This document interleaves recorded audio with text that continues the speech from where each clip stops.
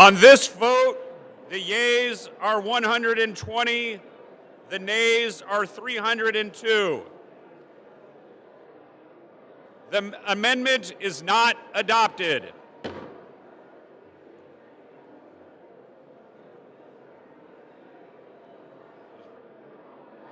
The unfinished business is the request for recorded vote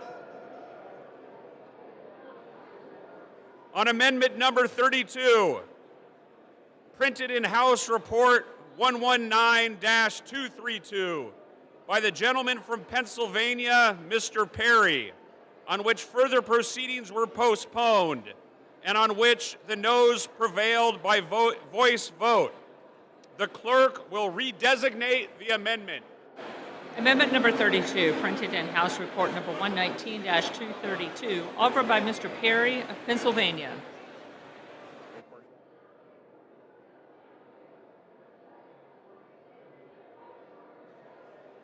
A recorded vote has been requested.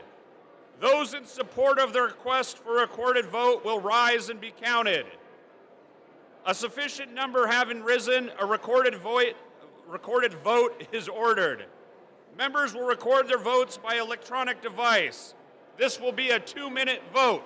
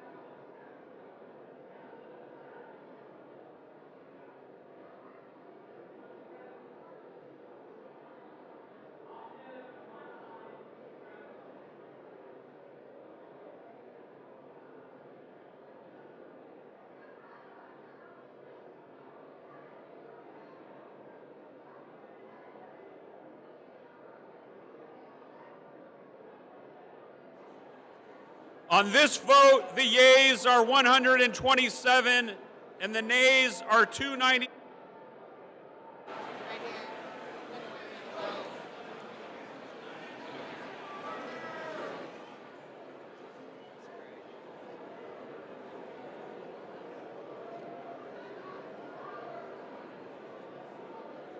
Ms. Craig. Ms. Craig votes no.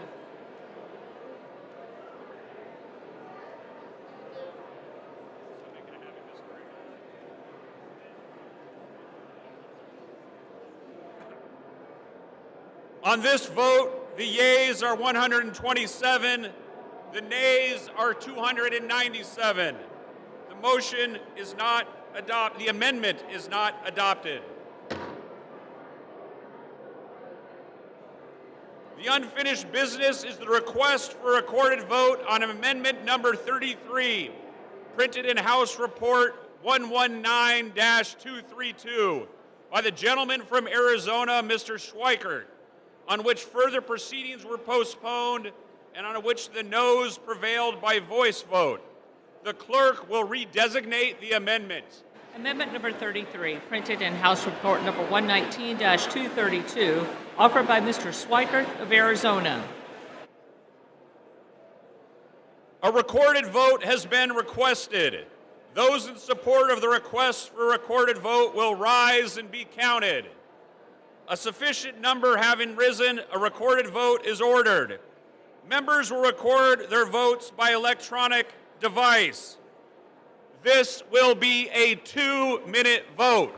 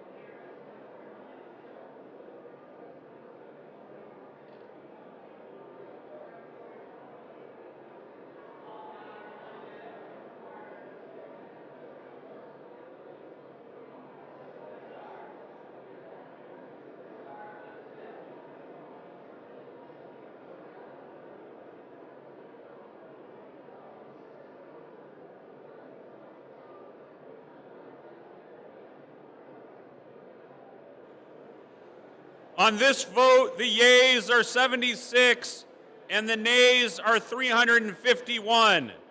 The amendment is not adopted.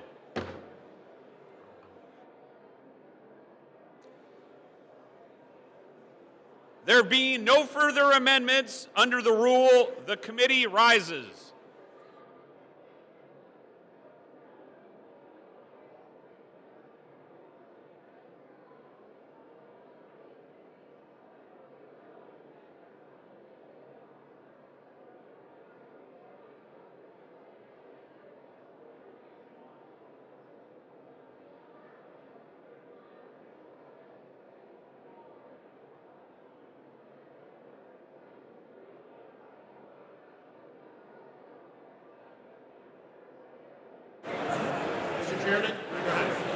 The Committee on the Whole House on the State of the Union has under consideration H.R. 4553, and pursuant to House Resolution 572, I report the bill back to the House with sundry amendments adopted in the Committee of the Whole. The Chair of the Committee of the Whole House on the State of the Union reports that the committee has had under consideration the bill H.R. 4553 and reports the bill back to the House with sundry amendments adopted in the Committee of the Whole. Under House Resolution 672, the previous question is ordered. In a separate vote demanded on any amendment reported from the Committee of the Whole? If not, the Chair will put them in gross. The question is on the adoption of the amendments. Those in favor, please say aye. Those opposed, please say no. The ayes have it. The amendments are adopted. The question is on engrossment and third reading of the bill. Those in favor, please say aye. Those opposed, please say no. The ayes have it. Third reading. A bill making appropriations for energy and water development and related agencies for the fiscal year ending September 30th, 2026, and for other purposes.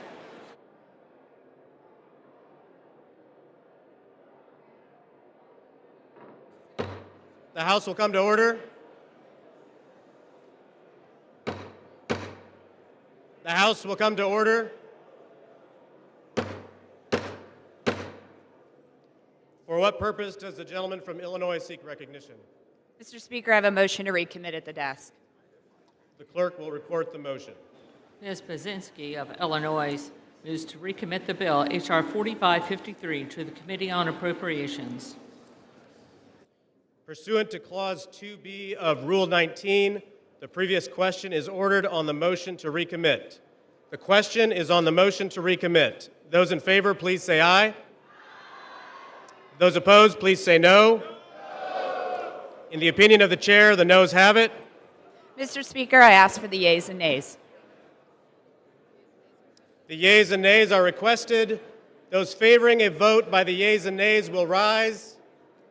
A sufficient number having risen, the yeas and nays are ordered. Members will record their votes by electronic device. Pursuant to Clause 9 of Rule 20, the Chair will reduce to 5 minutes the minimum time for the electronic vote on the question of passage. This is a 5-minute vote.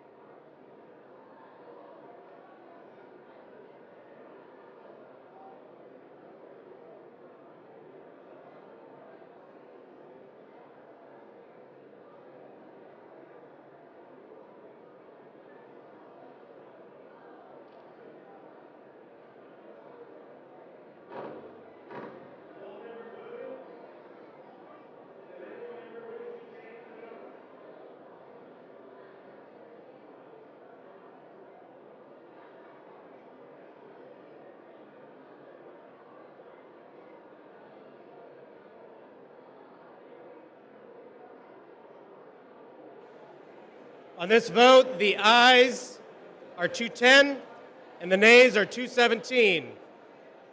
The motion is not adopted.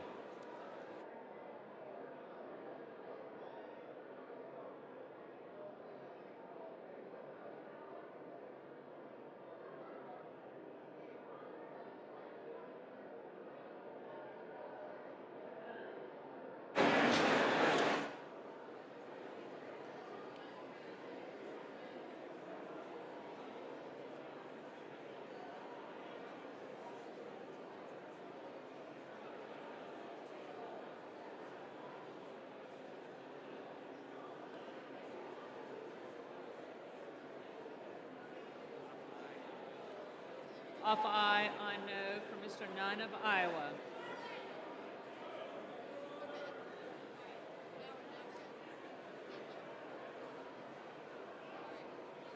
On this vote, the ayes are 209 and the nays are 218. The motion is not adopted.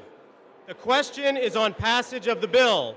Pursuant to Clause 10 of Rule 20, the yeas and nays are ordered. Members will record their votes by electronic device. It's a 5-minute vote.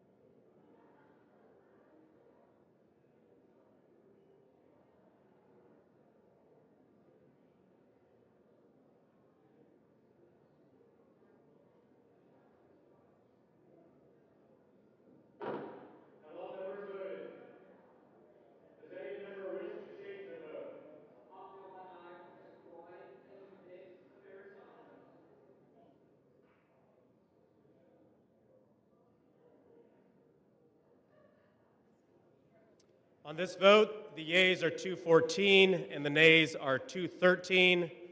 The bill is passed. Without objection, a motion to reconsider is laid on the table.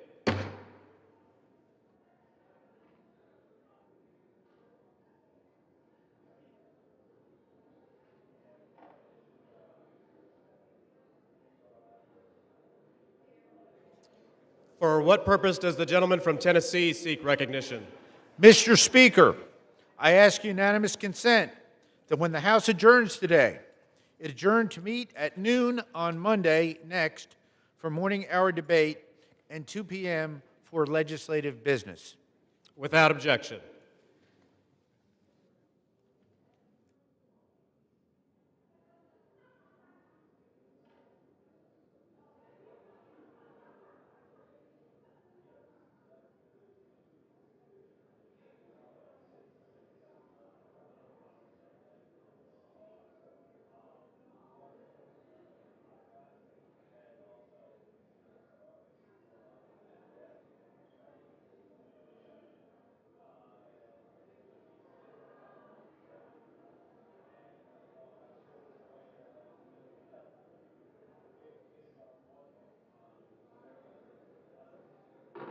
The House will be in order. The chair will now entertain requests for 1-minute speeches. What purpose does the gentleman from Louisiana seek recognition? Without objection, the gentleman is recognized for 1 minute. Thank you, Mr. Speaker. This week, we say goodbye to a longtime member of my staff, Lauren Fine. Lauren began her career here on the Hill on the Senate side with Senator Joni Ernst, before coming over to the House and joining Team Scalise, where she has worked with me for over the last 8 years. Lauren started as my press secretary before serving as my communications director for the last 6 years. I know many of you in the press especially, as well as communications staffers all over the Hill, have gotten to know Lauren well over these years. Lauren has been an integral part of my team. No one knows what's happening on the Hill or what the people are saying better than Lauren. To say that she is plugged in would be an understatement. From helping guide messaging on vital legislation and making sure that the media is getting the real story, to amplifying members' priorities and offering advice to aspiring communicators, I can guarantee that almost all of your comms directors have worked with Lauren at some point in time. Lauren is the Hill's #1 expert in communicating our Republican message to American people back home, as well as making sure that the people's voice is always heard here in D.C. She has served me long and trusted as an advisor and a dedicated conservative fighter. I appreciate all of her hard work over the years for Team Scalise and for the Republican Conference. And while we are incredibly sad to see her go, I know that her expertise and drive will make her shine in the next chapter of her life, where she will once again continue to thrive. Mr. Speaker, we will miss her here, but Lauren Fine, thank you, congratulations, and great luck, best of luck in the next chapter of your life. Mr. Speaker, I yield back the balance of my time. For what purpose does the gentlewoman from Pennsylvania seek recognition?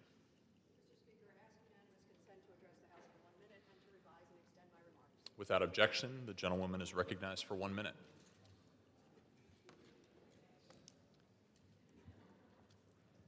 Mr. Speaker, there are places on this earth with unbearable suffering. Right now, Gaza is starving. Children are starving.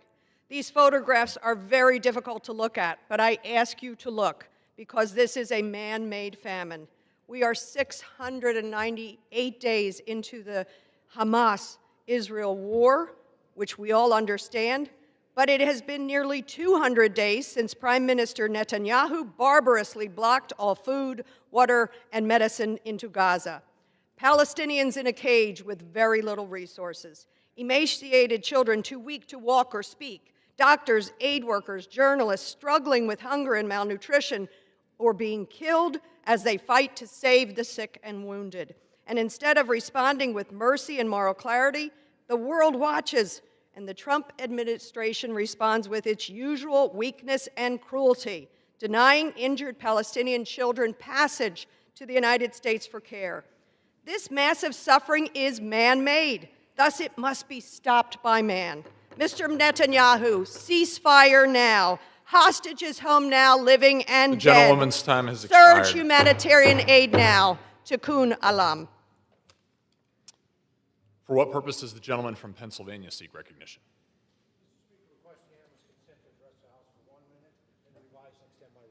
Without objection, the gentleman is recognized for 1 minute. Thank you, Mr. Speaker. Mr. Speaker, I rise today to recognize the Center County Grange Fair. For more than 150 years, Center County has welcomed visitors from across the world to the Grange Fair. Grange Fair has served as a home away from home for families who, for a period of over a week, live in 1,000 tents and 1,500 recreational vehicles. It is a testament to our unique and enduring spirit that the Grange Fair stands as the only remaining tenting fair in the nation. This week-long celebration encompasses the very best of our rural communities, from concerts to motorsports and craft shows to animal exhibits. The charm and nostalgia are everywhere. With more than 200,000 visitors coming to Center County every year, attendees immerse themselves in the rich traditions this fair provides. But it's more than just a week-long fair. It celebrates Pennsylvania agriculture. This year, I was honored to be named Friend of the Fair for my work on behalf of our ag community. Mr. Speaker, I'd like to thank the Grange for its dedication to supporting rural America and all the volunteers for making the Grange Fair the best days of the summer. Thank you, Mr. Speaker, and I yield back the balance of my time. For what purpose does the gentleman from New York seek recognition? Without objection, the gentleman is recognized for 1 minute. Mr. Speaker, I rise today to celebrate the 25th anniversary of Flying Bison Brewery in Buffalo and pay tribute to a true Buffalo original, my dear friend Tim Herzog. On May 1st, 2000, Flying Bison poured its first draft, becoming Buffalo's first standalone brewery since 1972. 25 years later, New York has grown into the nation's second largest craft beer market. Thanks to Tim Herzog's vision, Flying Bison helped spark the revival of craft brewing, now a cultural and economic cornerstone of Western New York. Tim's impact reaches far beyond craft brewing. He's always been a steadfast champion for our region, supporting small businesses, strengthening our communities, and mentoring the next generation. And while he's now retired, Tim continues to give back, teaching at the University at Buffalo, offering free programs for seniors, supporting organizations like Make-A-Wish and Go Bike Buffalo. Time and again, Tim Herzog has shown up when it mattered most, because that's who he is, an advocate for Western New York small businesses, families, and our way of life. To Tim Herzog and Flying Bison, congratulations on this milestone. Thank you for being a true ambassador for the city of good neighbors.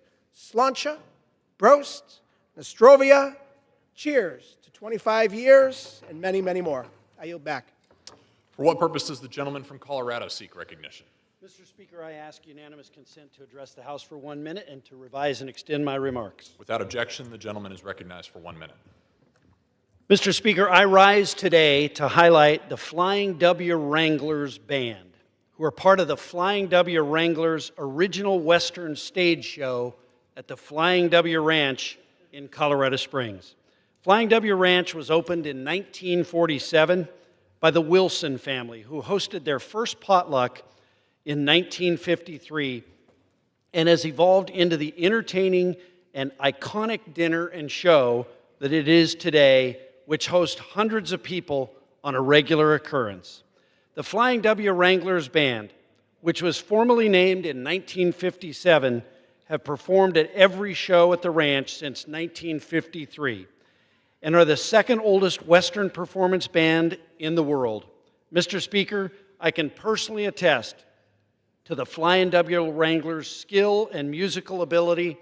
They truly are talented and entertaining cowboys.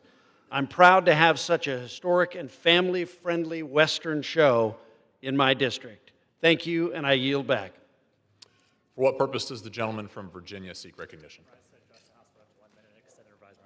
Without objection, the gentleman is recognized for 1 minute.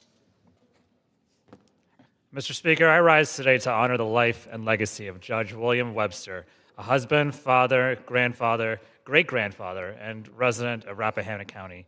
He moved to Rappahannock full-time during the pandemic after taking weekend trips there for over 2 decades. He passed away last month at the age of 101. Judge Webster served his country for over 60 years in the Navy, in the federal bench, and as a director of the FBI and the director of the CIA. Judge Webster is the only person in history to have led both the FBI and the CIA, and picked first to lead the FBI by President Carter in 1978. Webster sought to restore public trust in the Bureau, and that's what he did. He once said, quote, "Every director of the CIA or the FBI should be prepared to resign in the event that he is asked to do something that he knows is wrong." Judge Webster's legacy leaves a lasting impact on the American people, our government, and the Rappahannock County community. May he rest in peace, and I yield back. For what purpose does the gentleman from Utah seek recognition? Speaker, I ask unanimous consent to address the House for 1 minute and revise and extend my remarks. Without objection, the gentleman is recognized for 1 minute. Mr. Speaker, today I rise with great pride to congratulate the Price Utah 13U Battle Youth Baseball Team.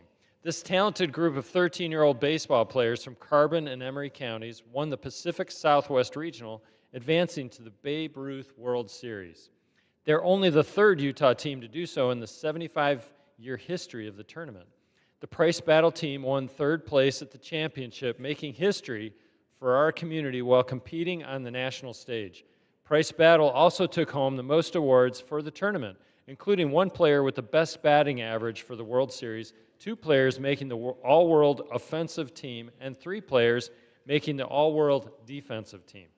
Not only did the team play well, but they also showed excellent character and conduct, earning the prestigious Heart of the Babe Ruth Sportsmanship Award. This combination of skill, hard work, and character is something our entire state of Utah can cheer for. Congratulations to the team and their coaches on an incredible season and for making Price and Utah proud. We can't wait to see what you do next.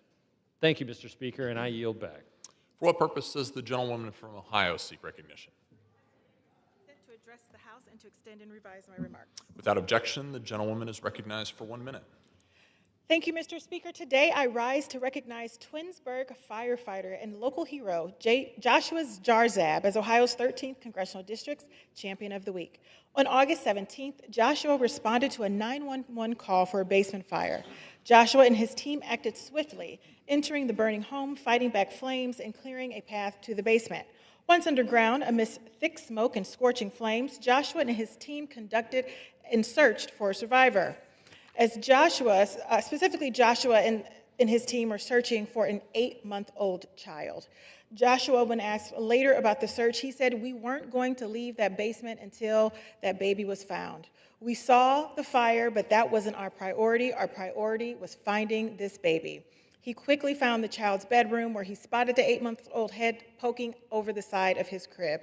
In less than 12 minutes after receiving the initial 911 call, Joshua emerged from the clouds of smoke with the 8-month-old baby boy wrapped safely in his coat. Many of us cannot imagine what it's like running into a fire, because when we see fire, we run away. But thankfully, there are dedicated firefighters like Joshua who are willing to do what most of us will not. For these incredible feats, I want to extend my sincere gratitude to Joshua and his colleagues at the Twinsburg Fire Department, and thank you to all those at Twinsburg Emergency Services for protecting individuals and families in Ohio's 13th Congressional District. Thank you, Mr. Speaker. I yield back. For what purpose does the gentleman from North Carolina seek recognition? Ask unanimous consent to speak the privilege and revise and extend remarks. Without objection, the gentleman is recognized for 1 minute.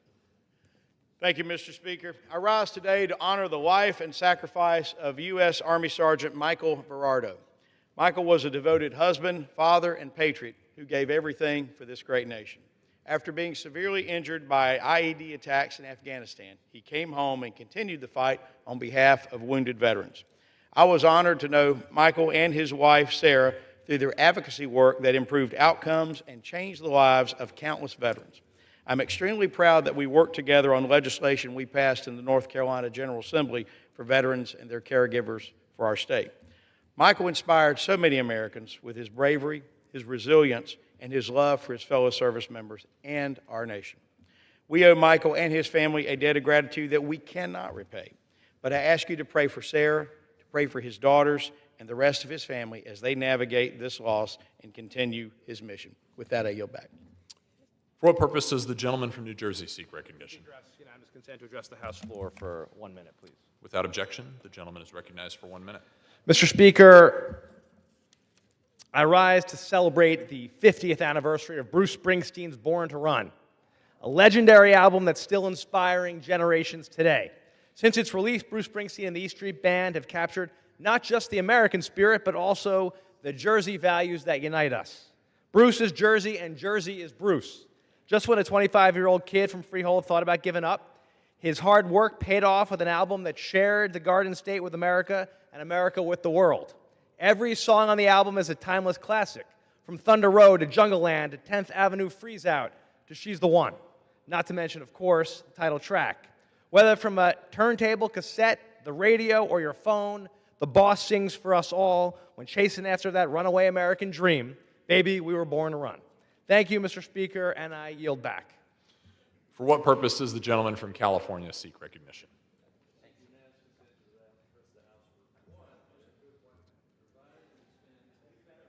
Without objection, the gentleman is recognized for 1 minute.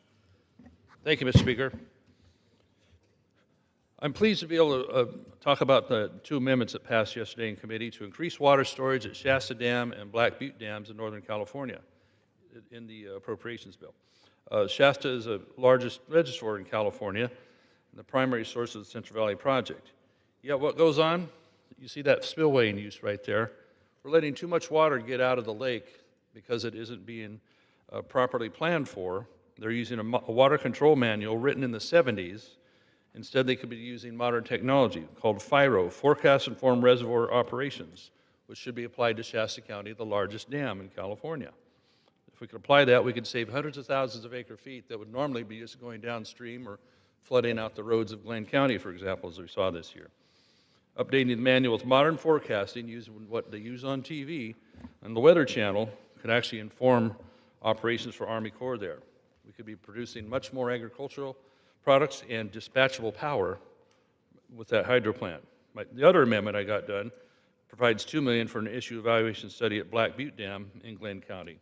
It's the first step towards adding spillway gates that could boost storage by 100,000 acre feet there that you normally couldn't store. So we need the water, we need to store the water for agriculture, for energy, for people, even for the environment. I yield back. For what purpose does the gentleman from New York seek recognition?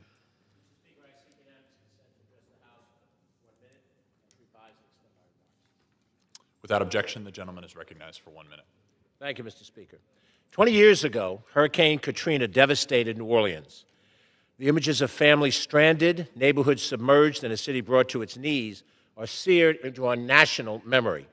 That tragedy exposed serious failures in our disaster response, and we promised never to let it happen again. This administration has broken that promise. They've hollowed out our national emergency response systems and are floating the idea of eliminating FEMA altogether. That's not leadership, that's negligence. Disasters don't care about ideology. In the last year, we've seen natural disasters in California, Texas, North Carolina, and Florida. Whether it's a natural disaster or pandemic, Americans expect a federal government that shows up and is ready to respond. Costs and response capacity are too much for any one state to bear on their own.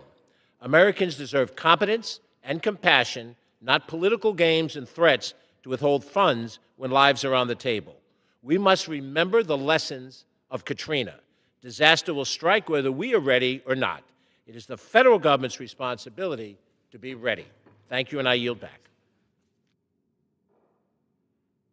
Chair will receive a message. Mr. Speaker, message from the Senate. Mr. Speaker, Mr. Secretary, I've been directed by the Senate to inform the House that the Senate has passed S. 1038, an act to direct the Attorney General to include a data field in the National Missing and Unidentified Persons System to indicate whether the last known location of a missing person was confirmed or was suspected to have been on federal land and for other purposes. For what purpose does the gentlewoman from North Dakota seek recognition?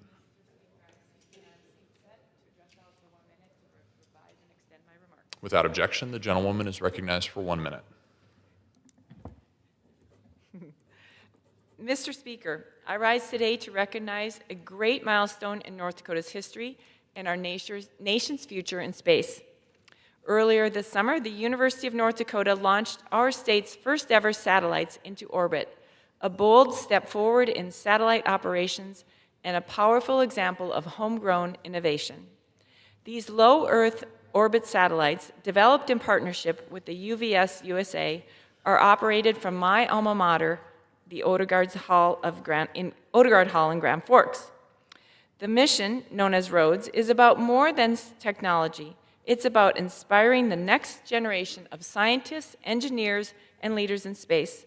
North Dakota has long led in agriculture, energy, defense, and aviation. Now we're expanding that leadership into space. I'm proud of the students, faculty, and innovators who made this mission possible. Thank you, Mr. Speaker. I yield back. For what purpose does the gentlewoman from Oregon seek recognition? Without objection, the gentlewoman is recognized for 1 minute. Mr. Speaker, I rise to call out the Trump administration for their arrest and unconstitutional treatment of my constituent. Last week, my constituent was working as a wildland firefighter to combat the Bear Gulch fire when CBP stopped his crew and arrested him. He was brought to the United States when he was just 4 years old. The United States is the only home he knows. For the past 3 years, he has bravely served as a wildland firefighter, putting his life on the line to protect us. Arresting a firefighter who is actively fighting a wildfire does not make our communities safer. For roughly 48 hours after his arrest, the Trump administration violated my constituent's constitutional rights. Despite requesting a phone call and his attorney, he was denied. Let me be clear. Immigrants deserve to be treated with dignity. The Constitution deserves to be followed. Communities deserve safety from wildfires, and first responders deserve to do their jobs unimpeded. Anything less is a slap in the face to the values we share as Americans. I yield back. For what purpose does the gentleman from Pennsylvania seek recognition? And extend my remarks. Without objection, the gentleman is recognized for 1 minute. Mr. Speaker, although I'm originally from Babylon, New York, like a few in the gallery today, Pennsylvania is home to a champion horse known as Smarty Jones. So I rise today to celebrate one of the great horses our Commonwealth has ever produced. Born and bred at Roy and Patricia Chapman's Someday Farm in Chester County, Smarty Jones was not just a racehorse, was Pennsylvania champion horse. In 2004, captivated the nation, winning the Kentucky Derby and the Preakness Stakes, and coming within a single length of the Triple Crown at the Belmont Stakes. Last month, Smarty Jones was inducted into the National Museum of Racing Hall of Fame. Today, thanks to Rodney and Sharon Eckenrod, he continues to stand at Equistar Training and Breeding Center in Lebanon County. I look forward to visiting that Smarty this weekend for an event my good friend, Chairman G.T. Thompson, is hosting. Smarty's story is proof that when you're Pennsylvania bred, you are built to win. I yield back. For what purpose does the gentleman from Virginia seek recognition? To revise and extend my remarks. Without objection, the gentleman is recognized for 1 minute. Mr. Speaker, I am honored to recognize Robert Upton, a Culpeper native who is training to join the U.S. Navy Submarine Force. Robert is currently a student at the Naval Submarine School training to serve as a sonar technician. Once he graduates, Robert will serve aboard or in support of a Navy submarine. He is inspired by his father, who was in the Army, and his grandfather, who was in the Marines during the Vietnam War. As a 25-year Army veteran and a member of the House Armed Services Committee, I know just how much our service members sacrifice to serve this country. That is why this week I'm recognizing him as Constituent of the Week. Robert, I thank you for your service and your sacrifice now and in the future for this nation. In Congress, I will always work to deliver for service members like you. Thank you. I yield back.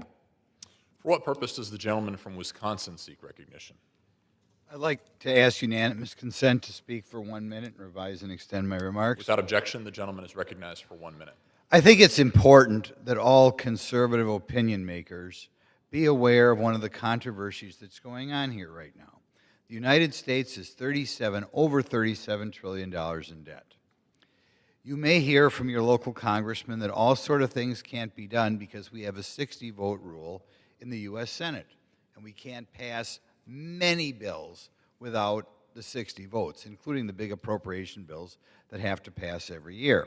However, once a year, and due to a quirk, 3 times in the 2 years that this body is elected, we will have a chance to pass a bill with only 51 votes in the Senate.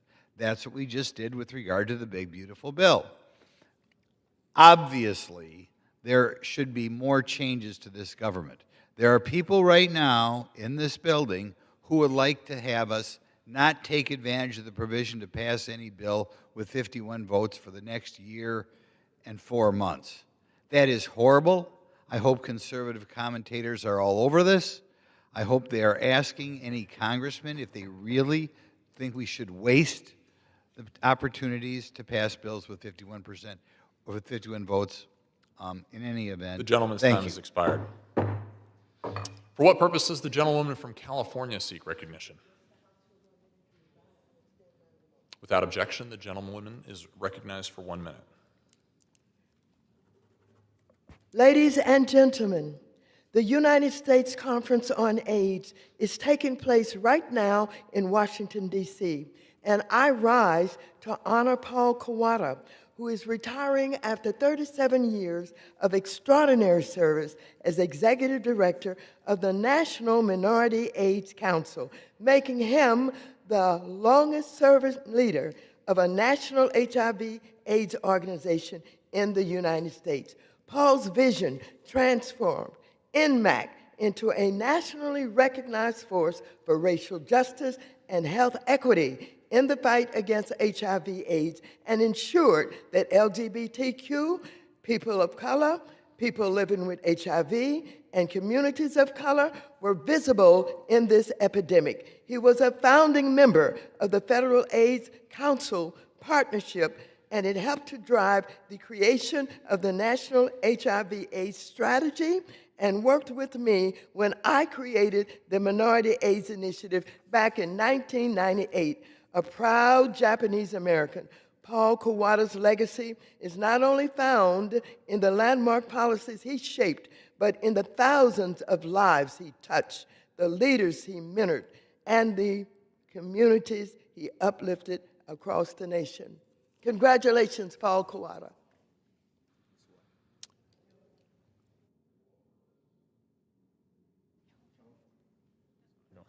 For what purpose does the gentleman from California seek recognition? To speak for 1 minute and revise and extend my remarks. Without objection, the gentleman is recognized for 1 minute. Moments ago, in this chamber, a very important piece of legislation was passed by one vote. It was the appropriation bill for energy and water. We would do well to understand what was actually in that bill.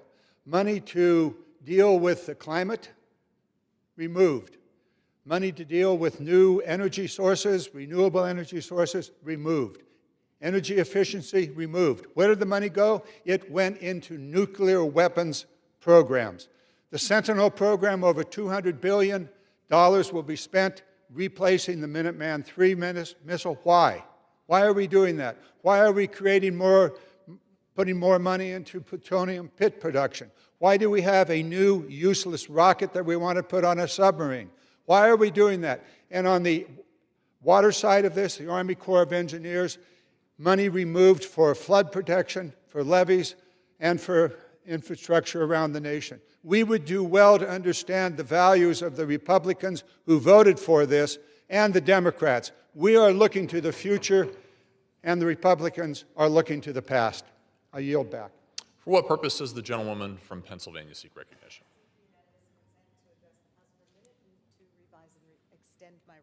Without objection, the gentlewoman is recognized for 1 minute.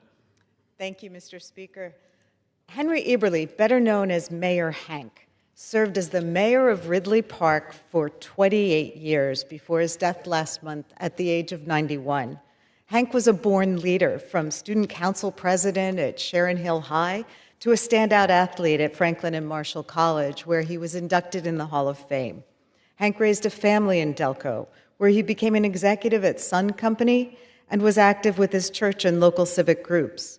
In retirement, he visited every national park in the continental U.S. during dozens of cross-country road trips. But Hank will long be remembered as a quintessential small-town mayor.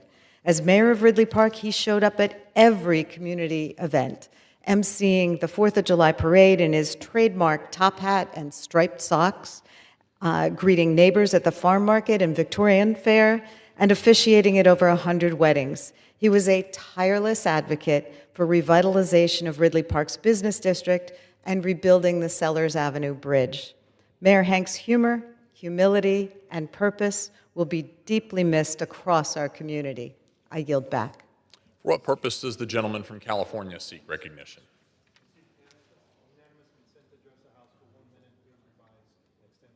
Without objection, the gentleman is recognized for 1 minute.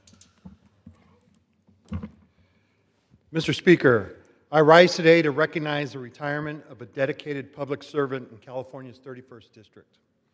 Assistant Fire Chief Mike Fountain has served the community of West Covina and the West Covina Fire Department since 1995. Over his 30-year distinguished career, he has served as a firefighter, paramedic, fire captain, and assistant fire chief. He has worked tirelessly to ensure the community has the medical supplies and equipment it needs at all times. His impact on the community extends well beyond the firehouse walls.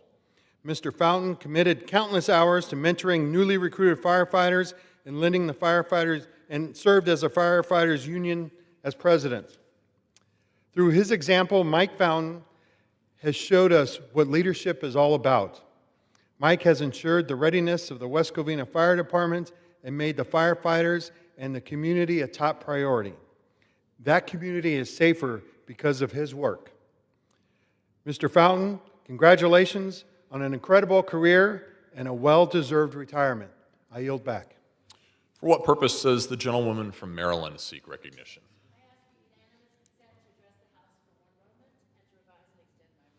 Without objection, the gentlewoman is recognized for 1 minute. Mr. Speaker, I rise today to honor the life of Harry Hull Farr, a lifelong resident of the DMV whose service and achievements left a lasting impact on our community and country. I lift him up particularly because he personified the American dream, a citizen of relentless hard work and integrity, and one who believed in the need of communities to come together for the common good, something we need more of today. Born in 1925, Harry Hull Farr proudly served in the United States Army during World War II, where he worked as a photoscience air station in Norfolk, Virginia, and as a photographer third mate. Harry regarded work as a privilege, and he built a career as a photographer and then founded the highly successful Harry H. Farr and Company, an investment and appraisal business and employer. He was the finest example of the greatest generation, devoted to his country, his family, and a belief that no challenge is beyond our capacities or our worth. Our family was honored to know Harry's family, and I extend my deepest condolences to children Julia, Michael, Mary Joyce, and Stephanie, and his 11 grandchildren and 4 great-grandchildren. May his memory be a blessing and a reminder to all of us of a life well lived. Thank you, Mr. Speaker, and I yield back. For what purpose does the gentleman from Rhode Island seek recognition?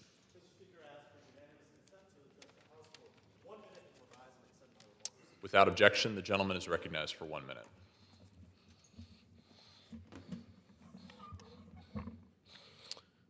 Mr. Speaker, I rise today to honor the late, great Judge Frank Caprio.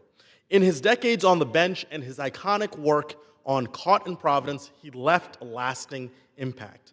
Born in Providence in 1936 to Italian immigrants, Judge Caprio graduated from Central High School, served in the Army National Guard, taught American government at Hope High School, got his law degree, and raised 5 children with his wife of 60 years, Joyce.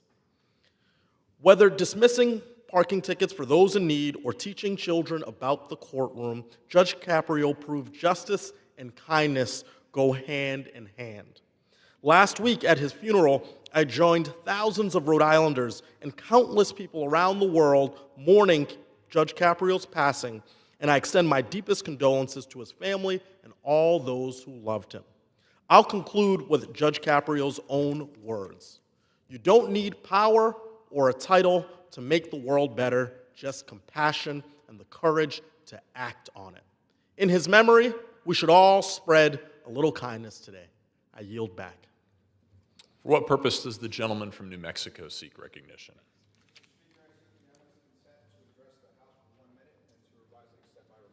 Without objection, the gentleman is recognized for 1 minute. Mr. Speaker, on behalf of New Mexico's 2nd District, I rise to highlight the dire financial situation that many rural communities face because of the lapse of secure rural schools funding. For over 20 years, Congress has used SRS to support rural areas where national forests limit the local tax revenue. This funding has been a vital lifeline, helping rural communities pay for essential services like schools and roads. But since SRS funding expired in 2024, these areas now face impossible choices, like laying off beloved teachers, cutting back to 4-day school weeks, and deferring critical road maintenance that emergency responders rely on. Last year, New Mexico lost $9 million alone. And I just met with a bipartisan group of county officials and educators back home, and their message was clear. Without this funding, rural communities are in crisis. We must act now. I urge my colleagues to support the Secure Rural School Reauthorization Act so that rural communities in New Mexico and across the country are not forgotten and left behind without access to the basic needs. Thank you. I yield back. For what purpose does the gentleman from Puerto Rico seek recognition? Without objection, the gentleman is recognized for 1 minute.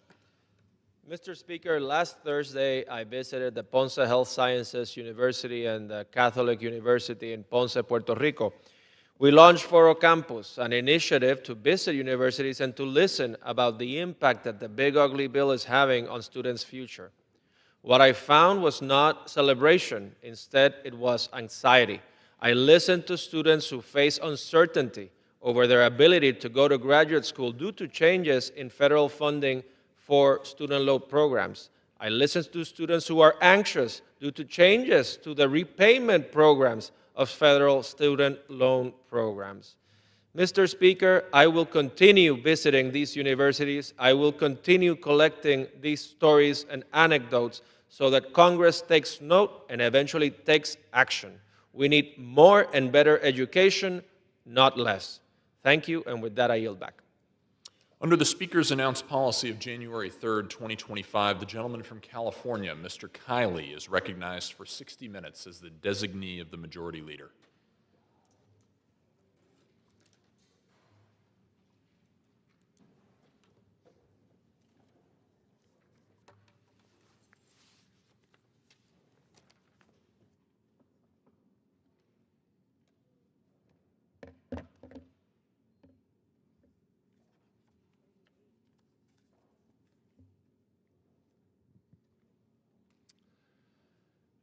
Mr. Speaker, the redistricting war in this country is starting to escalate to an absurd degree.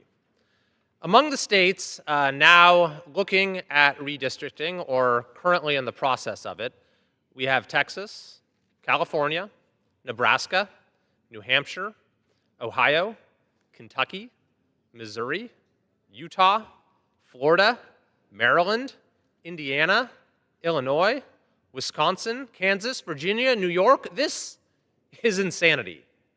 Where does it end? Well, it certainly won't end this election cycle. There's no reason that in every election cycle now, you won't have states redrawing district lines if they sense any sort of advantage can be gained in the process. But just in this round of what will apparently be a new precedent of ongoing rolling redistricting, you're going to see millions of Americans across all of these states lose the right to vote for their current representative. My own district, for example, under a newly proposed map, would be cut into 6 different pieces. And so at least 5/6 of the current constituents that I have would lose the right to be able to choose me as their representative. What's more, this is going to consume an inordinate amount of time of state legislatures across the country, not to mention resources. It's going to consume an inordinate amount of time for representatives of this body who are going to have to learn and get to know new communities that they're going to be representing that they haven't never represented before, and they're going to lose communities that they maybe have represented for some time. No one wants this. Not Democrats in the House, not Republicans in the House. I have people coming up to me constantly agreeing that what's going on is a terrible thing for the country. It's going to stratify and polarize representation like never before. You're going to have more and more state delegations that are extremely asymmetrical. Some will have no representatives of one party or the other. That can only mean fewer perspectives in this body, fewer Americans feeling like they are represented in our representative government. It can only mean more of the gridlock and division that Americans are so frustrated with. So this all raises the question, where is the Speaker of the House in all of this? Why is he, at the very least, going along with a redistricting war that the members who elected him overwhelmingly oppose? Why is the leader of this institution simply watching as the institution crumbles? And by the way, where is the minority leader as well? Speaker, or wannabe speaker, would-be speaker, Minority Leader Jeffries, who is all too happy to just treat this as another form of partisan warfare, who has adopted this horrible fight fire with fire slogan, apparently willing to burn everything down if it means he can be the next Speaker of the House.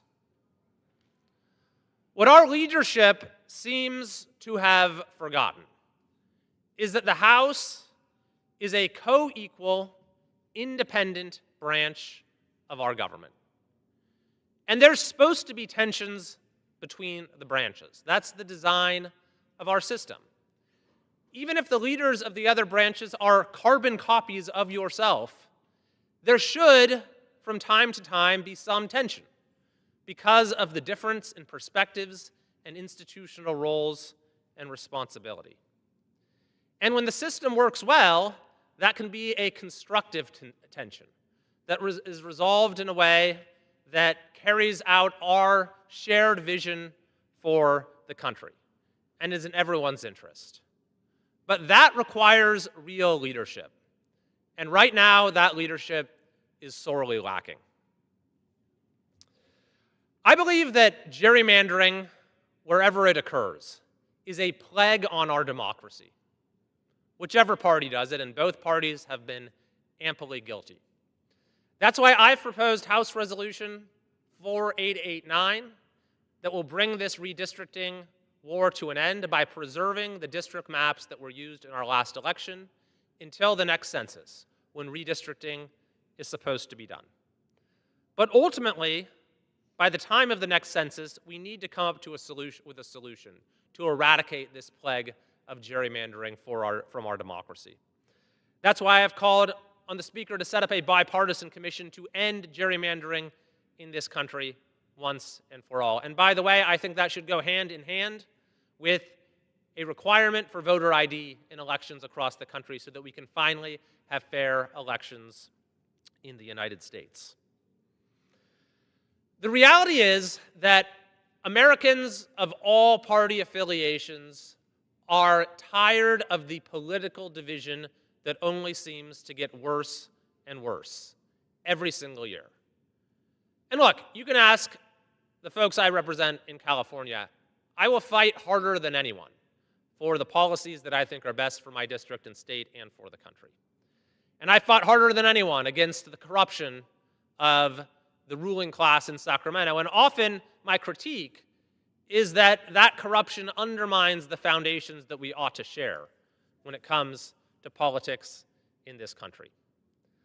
But we truly need to find common ground at the very least when it comes to the basic parameters of our politics. That is what is so pernicious about this redistricting war. We're supposed to disagree about policy, about our visions for the country, vigorously. That's what the political process is about. That's what democracy is about. But we need to have some shared foundation upon which those differences can be debated. And when you have this rolling redistricting, this redistricting war that we're seeing right now, it erodes that foundation, and it makes it much more difficult for us to actually govern in the interests of the country and to fulfill the promise of representative government. So I am hopeful that the legislation I've offered can be a first step in saying we need to find more common ground. We need to get back to the issues that actually matter to the American people.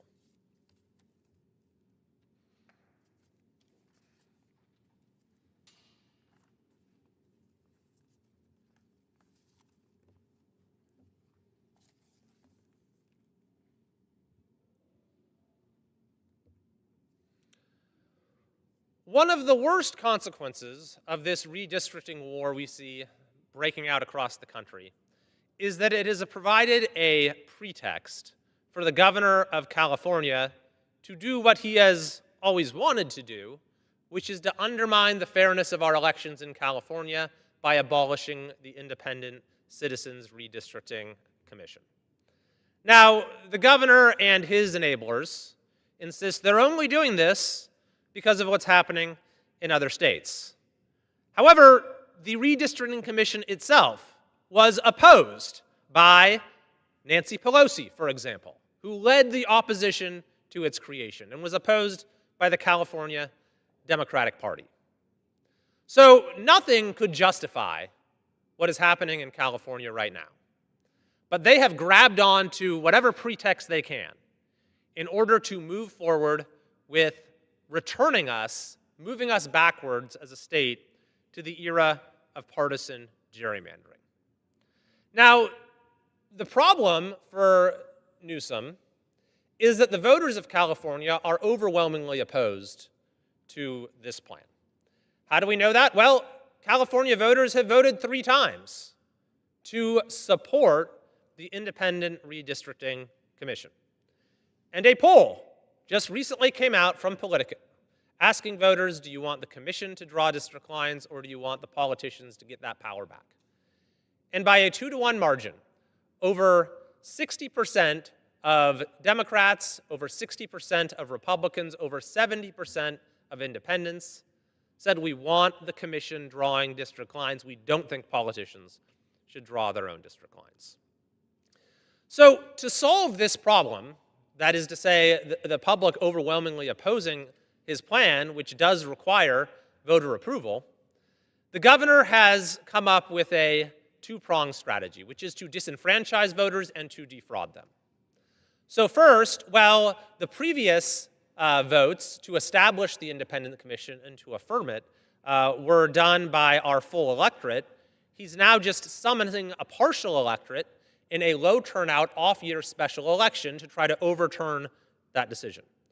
What's more, he's thrown out all of our election rules in order to accelerate and condense the election timeline unlike anything we've ever seen, so that the county registrars are unable to notify voters, as they usually would, that there's an election going on, so that the voter guide, at least at first, is only going to be available online, such that there will be fewer polling places and vote centers for people to actually vote in. So it is voter suppression through and through in an attempt to reverse the clearly articulated and repeatedly expressed view of the California electorate. But that's not all. For those voters who do turn out, the governor needs to make sure that they are unable to express their true will, or at least have difficulty doing so. And so that's where he has made use of yet another tool that is available to the one-party rule that we have in California, which is to commit fraud on the ballot itself. Now that might sound strong language. Fraud might seem a little strong, but it is not an exaggeration. The definition of fraud is lying to people in order to get them to act in a way that they don't want to act and that goes against their own interest. And so that's precisely what's happened here. We now have the actual language that will appear on the ballot for California voters. If this were an honest description, it would simply say that we are tearing up the map drawn by California's Independent Redistricting Commission and replacing it with a map drawn by politicians in order to maximize partisan advantage. That is literally what's happening, no more, no less. But instead, we get this. So let's just walk through some of the language. Authorizes temporary changes to congressional district maps. So first of all, the changes are not temporary. They will last through the rest of this decade when the existing map would have expired anyway. They are permanent changes. Oh, and they're not changes.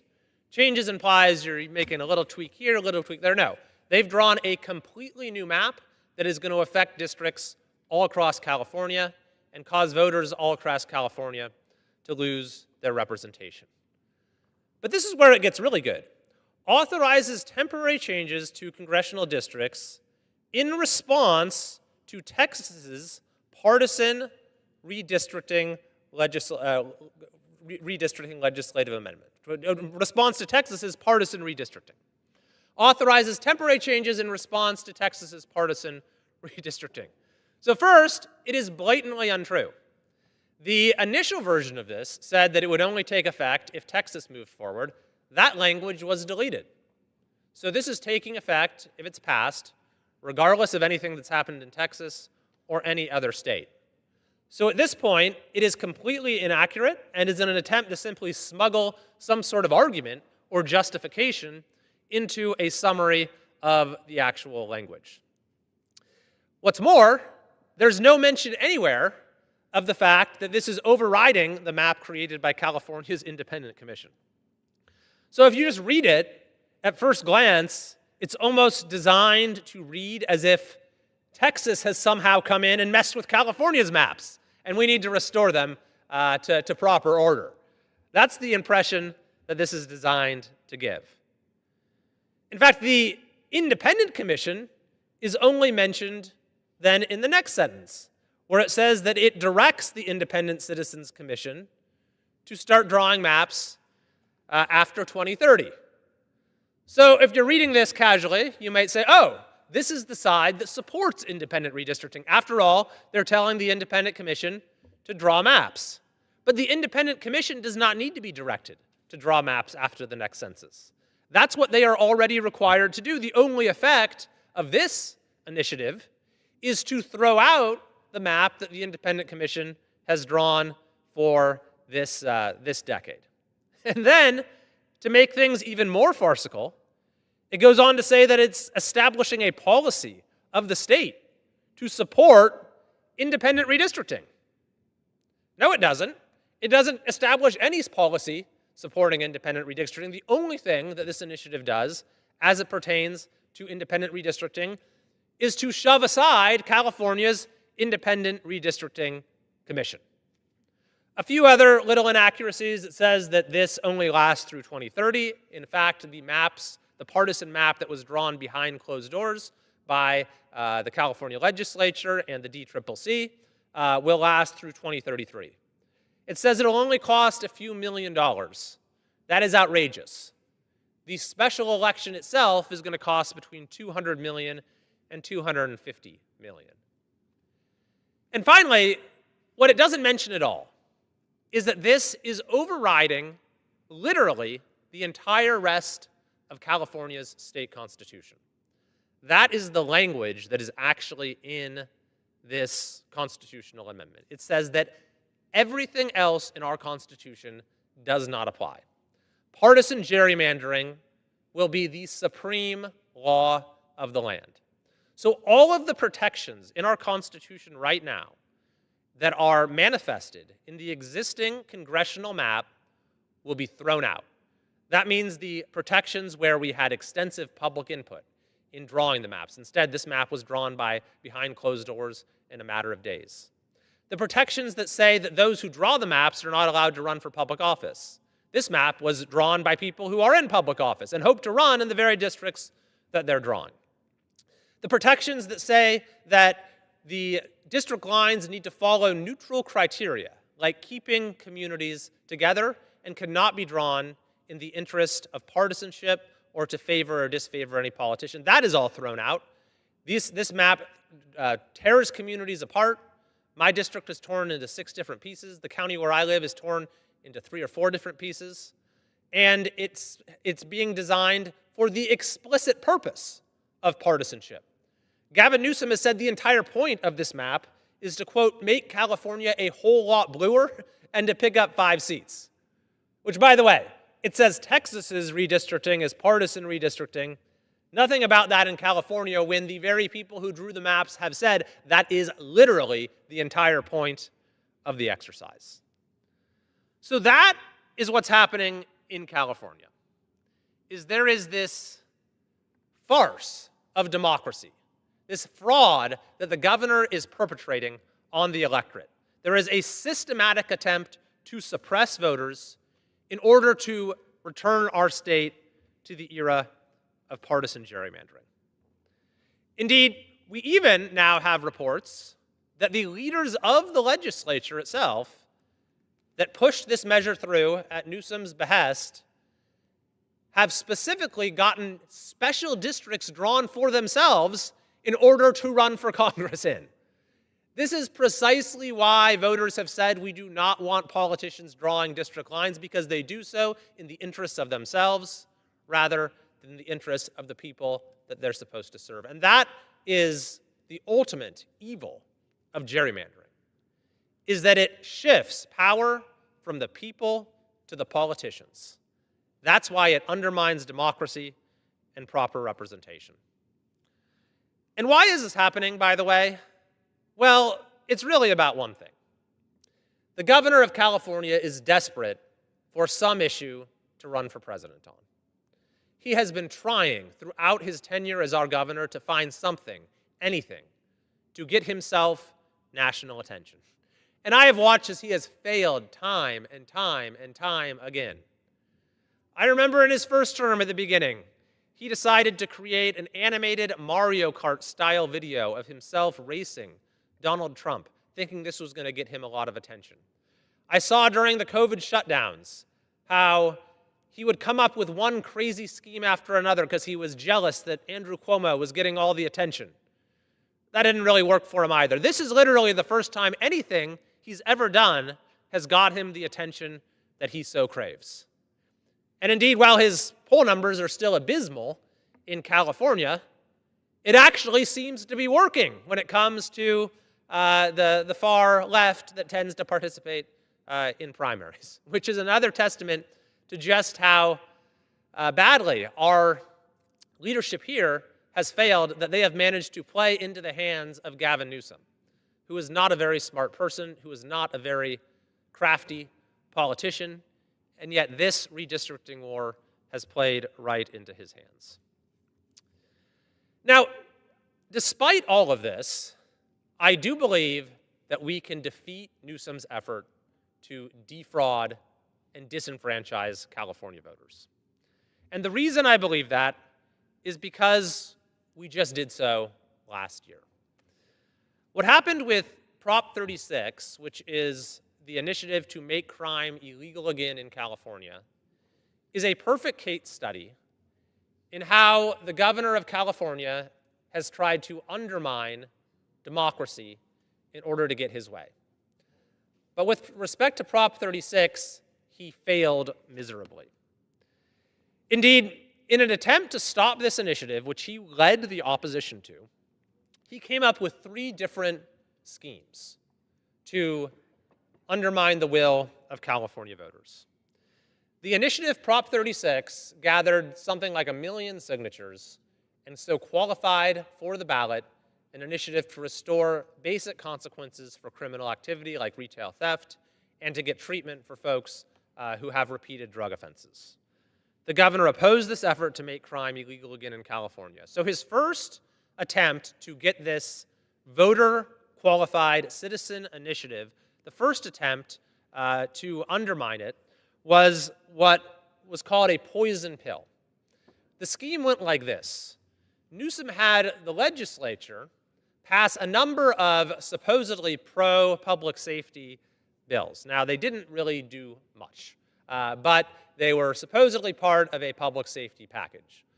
But then he inserted into those bills a poison pill that said, and this is completely novel, of what I understand in the history of legislative government in this country.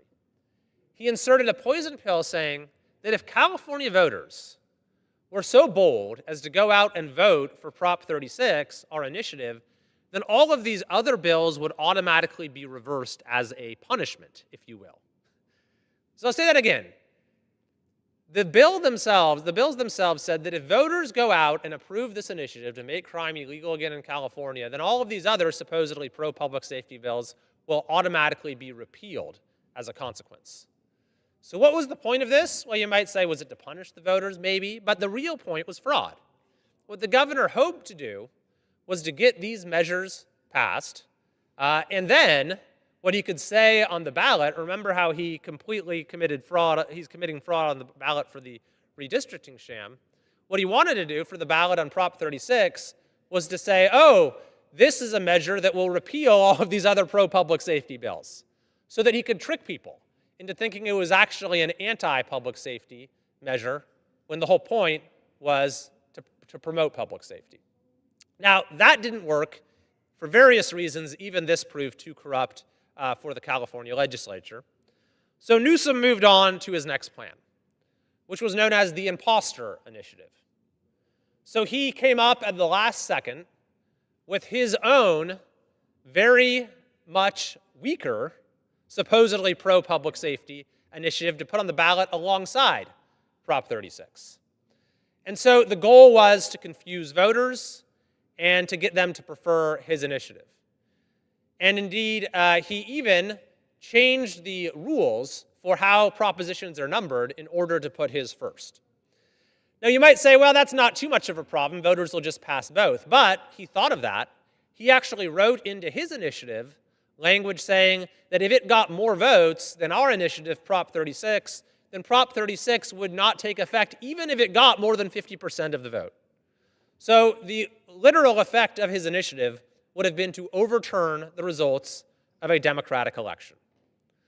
Fortunately, this plan failed too, because the governor, in his absolute disregard for any decency whatsoever, had used the name Alexandra's Law for a part of the initiative dealing with fentanyl. Now, this was genuinely part of our own initiative. It was a way to hold fentanyl dealers accountable. It was named after a young lady who tragically lost her life to fentanyl poisoning. And the governor went ahead and misappropriated that name and used it for his extremely much weaker version of this provision. And the family of this young woman spoke out against it, and it was only then that he was forced to remove this imposture initiative from the ballot. The third scheme that the governor came up with targeted me specifically. One of his cronies, a woman named Anne Revelle, filed a completely made-up, frivolous complaint against me with the FEC. It alleged that I had transferred $50,000 to the campaign account supporting this initiative. Completely untrue. Never did anything of the sort. Didn't transfer any money to it. Even if I had, it wouldn't have been a violation of the law. But Ms. Revelle had a brief stint as chair of the FEC herself, and she has since turned this into sort of a gig where she can make partisan claims and give them a sort of aura of legitimacy as coming from the former FEC chair. And so fellow Democrats have called her out on this time and time again, that this is what she's doing. Even in her own failed campaign for state senate, this is what she did. So she files this complaint. Before I even see it, she hands it off to the LA Times. The LA Times dutifully publishes a headline, former FEC chair files complaint related to Prop 36, and then they went and showed that article to anyone who was considering supporting the initiative in order to try to deter them from doing it. Now, of course, the FEC rejected Ms. Ravel's complaint since it was completely made up, the very body that she was once the supposed chair of, completely disgraceful thing that she did. But that attempt also, of course, failed. So all three of these attempts to undermine the opportunity for voters to even vote on this fairly failed. It went to the ballot box. Newsom led the campaign against it at the ballot box. The end of the day, Prop 36 passed overwhelmingly with nearly 70% of the vote in the state of California. It passed in each and every one of California's 58 counties, even Gavin Newsom's San Francisco. It received more votes than any other measure on the ballot last year. So yes, the governor is using every corrupt means at his disposal in order to undermine our democracy, to overturn the will of our voters, to deprive our people of fair representation. But this example shows that we still have the power to fight back and to win.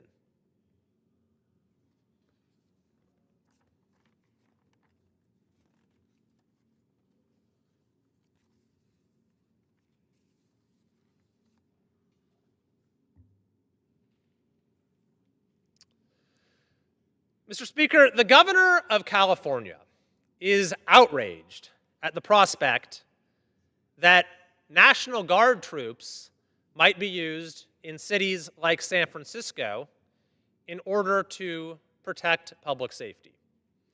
There's one problem with this outrage, and that is that Newsom himself sent the National Guard to San Francisco just 2 years ago saying, quote, "We cannot let rampant crime continue." Of course, he did let rampant crime continue, and it was really just a token measure. But even now, just a few days ago, while saying there's no problem with crime in California, the governor has announced that, quote, crime suppression teams will be sent into our major cities. So which is it? Well, the governor has also claimed that there's been a modest reduction in crime across California this year. To the extent that that is true, it is because of successes that we have had in stopping some of Newsom's worst policies. Namely, we passed Prop 36 to make crime illegal again.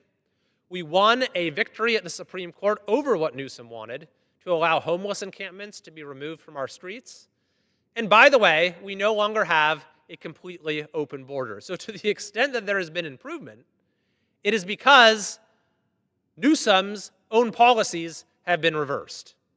This includes in LA, for example, as well, where the rogue district attorney, George Gascon, who Newsom himself initially appointed, was voted out by voters overwhelmingly last year. So there has been a modest improvement in public safety in California, thanks to the fact that Newsom's policies are being overturned by the people of California. And yet there still remains significant problems in our cities, even in Los Angeles. The police chief there says you shouldn't go outside wearing jewelry. But what's even more outrageous is that Newsom, after opposing Prop 36 to make crime illegal again in every way that he can, is refusing now to properly fund the initiative. Now, it needs funding for various reasons, one of the most important of which is to get help to people who have drug issues and need treatment. That was a big part of the initiative, is that people who have repeat arrests for abusing drugs can be offered treatment as an alternative to incarceration. The governor is refusing to fund the treatment programs that are needed, is all too willing to continue to let people wither away on our streets and die from overdoses because he is not properly funding this. The mayor of San Jose, who is a Democrat, has said that the governor's refusal to fund Prop 36 is, quote, a joke. This is coming from a fellow Democrat mayor in California. Newsom's refusal to fund the initiative that Californians passed is a joke. He doesn't have the money for it, I guess, even though he does have $200 to $250 million to call an off-year special election in order to return us to the era of partisan gerrymandering. I am calling on the governor and the leaders of the California legislature to properly fund Prop 36. If we do that, then we will continue to see not just modest but significant improvements in public safety and the quality of life throughout California.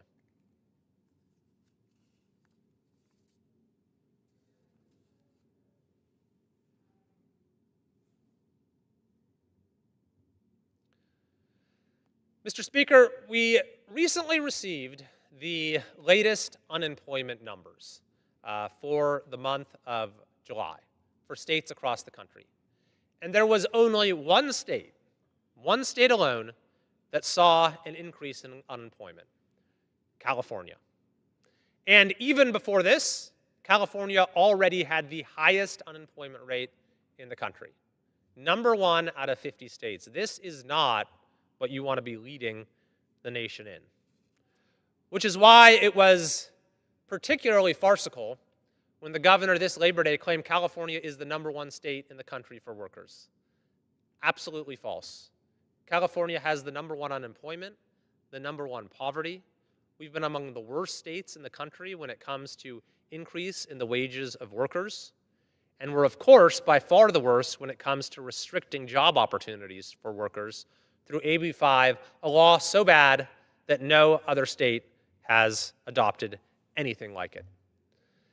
Unfortunately, Californians continue to pay the price for the failed, corrupt policies that have led to these outcomes, for the policies that restrict opportunity while raising the cost of living in California. If we really wanted to solve the problems in our state in a way that would benefit the people of California, then the governor wouldn't be calling a sham special election. He wouldn't be focusing all of his time on appearing on podcasts and writing all caps tweets designed to mimic the president. He would instead be focusing on the quality of life challenges faced by the people of California that, unfortunately, are causing more and more people to leave our state.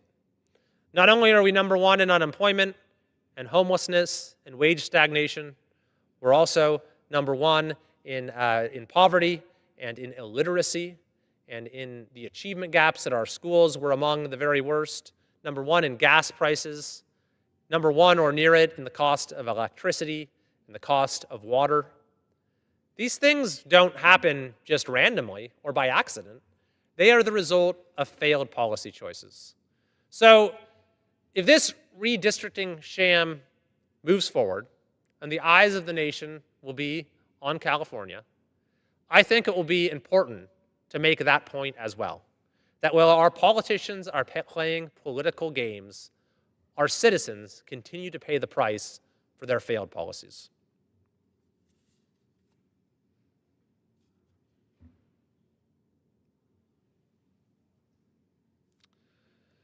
Mr. Speaker, a few weeks ago, I introduced the No Tax Dollars for Riots Act in response to the horrifying events in Los Angeles in recent months, where you had rioters attacking officers, using commercial dumpsters as battering rams, and threatening public safety in a variety of ways. And what we learned is that this violence was fueled and organized by a so-called nonprofit called Chirla that actually was blasting out on a signal chat the real-time locations of ICE officers so that the rioters could then go find them, obstruct their activities, and in some cases attack them with rocks and Molotov cocktails and other weapons. What makes this all the worse is that this group, Chirla, is essentially a subsidiary of the state of California and received some $32 million in funding from the state of California just in 1 year, as well as receiving federal funding and receiving generous subsidies from the city of Los Angeles. I introduced the No Tax Dollars for Riots Act to assure that this does not happen again. And as if to underscore the need for this legislation, this same group, Shirla, that helped organize the LA riots, has now announced that they will be leading the grassroots organizing for Gavin Newsom's redistricting sham. The same group that has benefited so generously from his largesse, that has received funding from California taxpayers in order to help organize and instigate the actions of rioters, is now leading the grassroots organizing for this attempt to overturn the will of California voters. It is all the more reason why this type of funding should not be allowed. So I am calling for the prompt passage of my bill, the No Tax Dollars for Riots Act.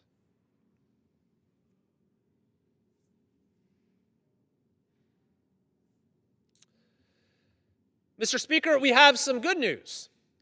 Governor Gavin Newsom has lost in court again in an assault on the First Amendment designed to make parody and satire illegal in the state of California. Last year, the governor saw a parody video of Kamala Harris that he didn't like. So he comes out in authoritarian style and announces this speech should be banned.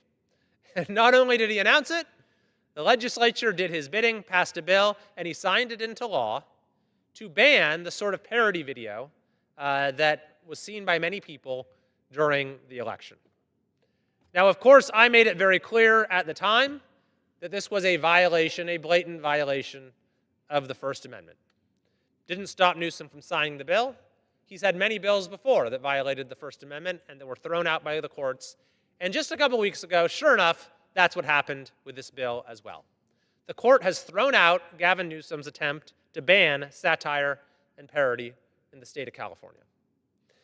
And to make things even more absurd, this farcical account on X that the governor's team is using, the Governor Newsom press office, has been putting out content designed to mock the president that would have actually violated the very terms of this bill that Newsom himself signed into law.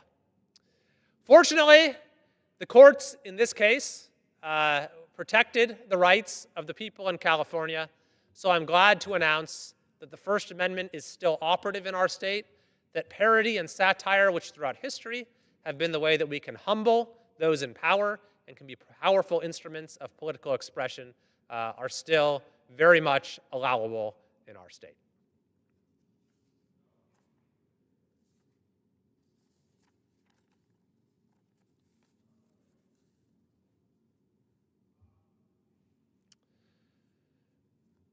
Mr. Speaker, today I'm announcing that I will be co-authoring H.R. 5106, the Restore Trust in Congress Act, which is designed to end insider trading by members of Congress.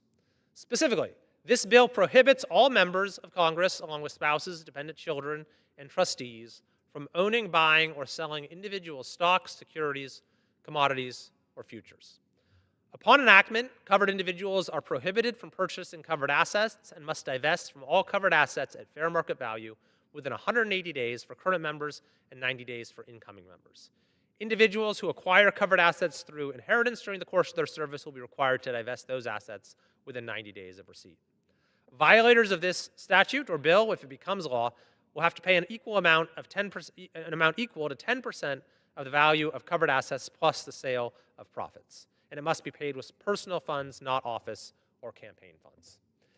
This is a common sense measure that the overwhelming majority of Americans support.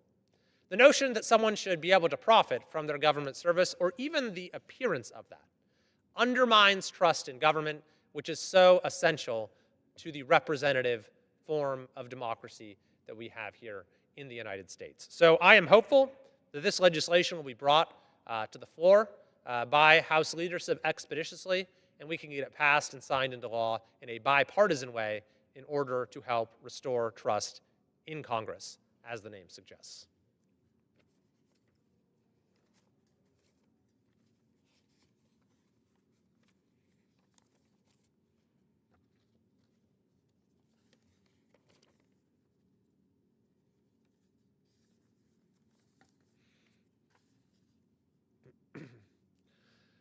Mr. Speaker, I'm very excited to announce that this coming week I will be introducing the Beautifying Federal Civic Architecture Act, which will build on an executive order that has been signed and issued by the President to change the General Service Administration's policies to prefer classical and traditional architecture in federal public buildings. And I think every American can imagine what we're talking about here. When you look at the Capitol, our national monuments, the White House, many courthouses, the classical style very much evokes the values that we have in this country, the values of representative government, the values of citizen participation.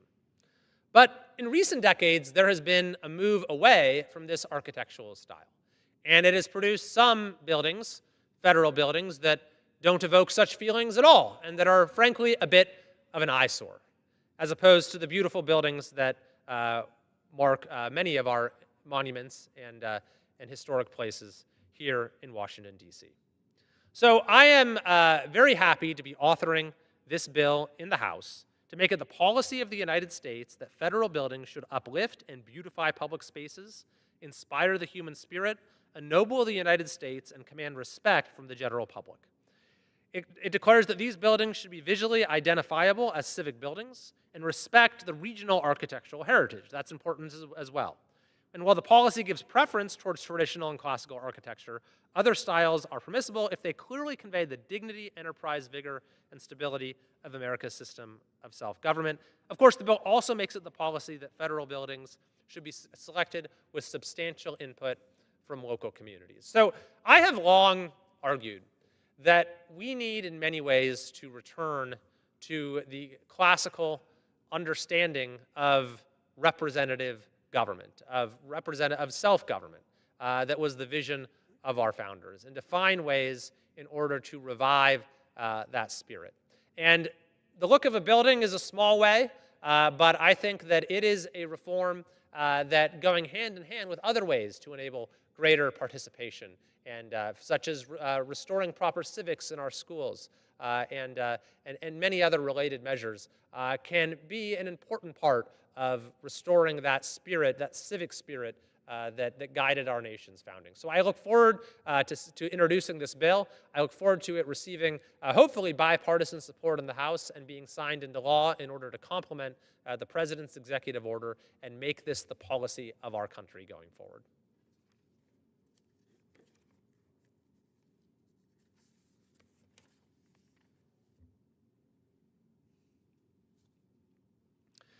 Mr. Speaker, I rise today to recognize a significant milestone in the community of Grizzly Flats, the groundbreaking of the first home under the new El Dorado County Title 25 program created to support the victims of the Cowder Fire. In August of 2021, the Cowder Fire burned more than 220,000 acres and destroyed more than 1,000 structures, including hundreds of homes in Grizzly Flats. On May 23rd of this year, U.S. Navy veteran Mac McNeil and Kathy Adams were joined by their neighbors and community leaders as they broke ground on what will soon be their newly constructed home, the first home rebuilt by a nonprofit charitable organization in Grizzly Flats after the Cowder Fire. This new home will provide Mac and Kathy with a safe, comfortable, and dignified living space after their home and many others were tragically destroyed 4 years ago. The construction of this new home is being supported by an organization called Nonprofit Construction, which is leading the rebuild, and El Dorado County's Title 25 program, which streamlines the rebuilding process for homes damaged or destroyed by the Cowder Fire.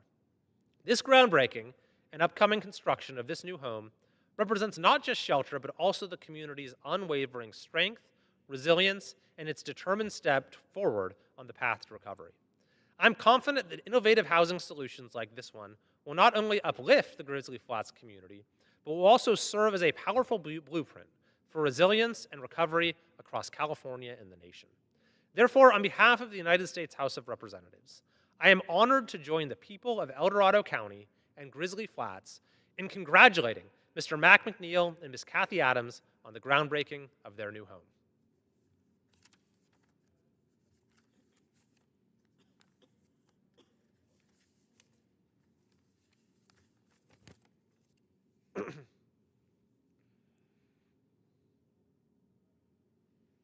Mr. Speaker, I wish to congratulate J.B. Harris Chevalier and the entire team at EcoClean Solutions for reaching a record-breaking milestone: 1 million square feet of Lake Tahoe shoreline cleaned up by the team's bench cleaning robot, Bebot. So congratulations to J.B. Harris and J.T. Chevalier for this amazing accomplishment. J.B. and J.T., two longtime friends from Las Vegas, were drawn to the to the Sierra Nevada by the beauty and lifestyle of the mountains. As their connection to the area and the great outdoors deepened, JB and JT witnessed the toll of increased tourism on their natural surroundings. With the motivation given back to the home that had given them so much, EcoClean was created to respond to the need for environmental responsibility and sustainability. With the annual number of visitors to Lake Tahoe growing to 15 million people, Tahoe's beaches experienced a surge in waste, particularly during peak travel seasons. JB and JT recognized the problem and set out to find innovative and low-impact solutions to this growing concern. In their search, the team discovered Bebot, the first battery and solar-powered beach cleaning robot on the West Coast. Through funding provided by the North Tahoe Community Alliance, the team was able to successfully deploy Bebot to the shores of Lake Tahoe, maximizing beach cleanup efforts through advanced technology and in partnership with local volunteers. Through this innovative solution, EcoClean and their beach cleaning Bebot have cleaned 1 million square miles of Lake Tahoe shoreline, picking up more than 30,000 pieces of litter in 2024 alone. They also partner and collaborate with several local organizations, one of which includes the Desert Research Institute, which analyzes the litter taken from the lake to better understand pollutants and proactively address their source. It is an honor to represent exemplary organizations like EcoClean Solutions in the United States House of Representatives. This organization exemplifies how American innovation can serve as a solution to the issues that are facing our communities and the nation at large. Therefore, on behalf of the United States House of Representatives, I am honored to recognize JB, JT, and EcoClean Solutions for reaching this significant milestone and for their ongoing dedication to protecting the beauty of Lake Tahoe's shorelines for generations to come.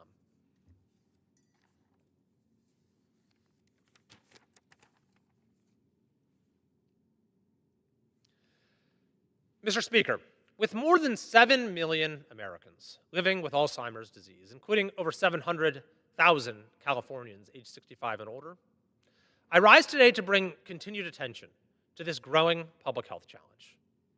Alzheimer's, the most common form of dementia, impairs memory, thinking, and behavior, with symptoms that eventually interfere with daily life.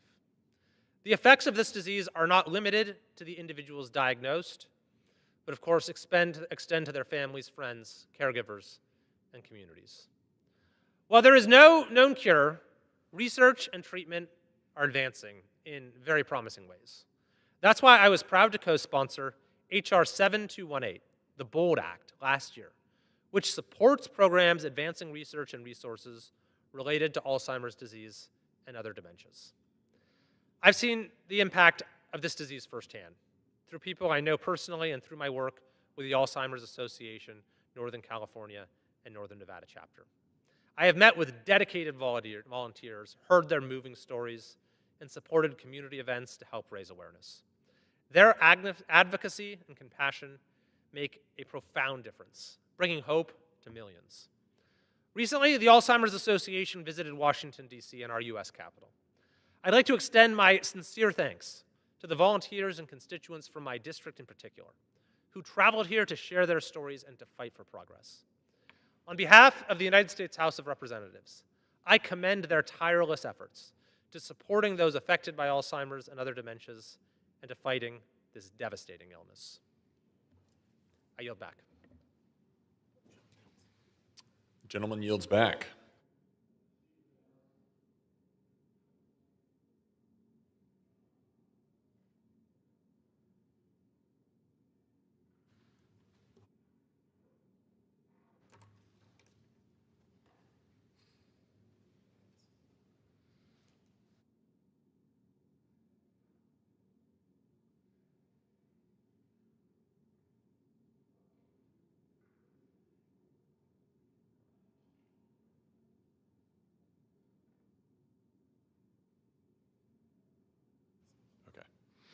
Under the Speaker's announced policy of January 3rd, 2025, the gentleman from Texas, Mr. Green, is recognized for 60 minutes as the designee of the Minority Leader. Thank you, Mr. Speaker. Mr. Speaker, and still I rise. And I rise, Mr. Speaker, to call to the attention of this august body some important information. I rise, Mr. Speaker,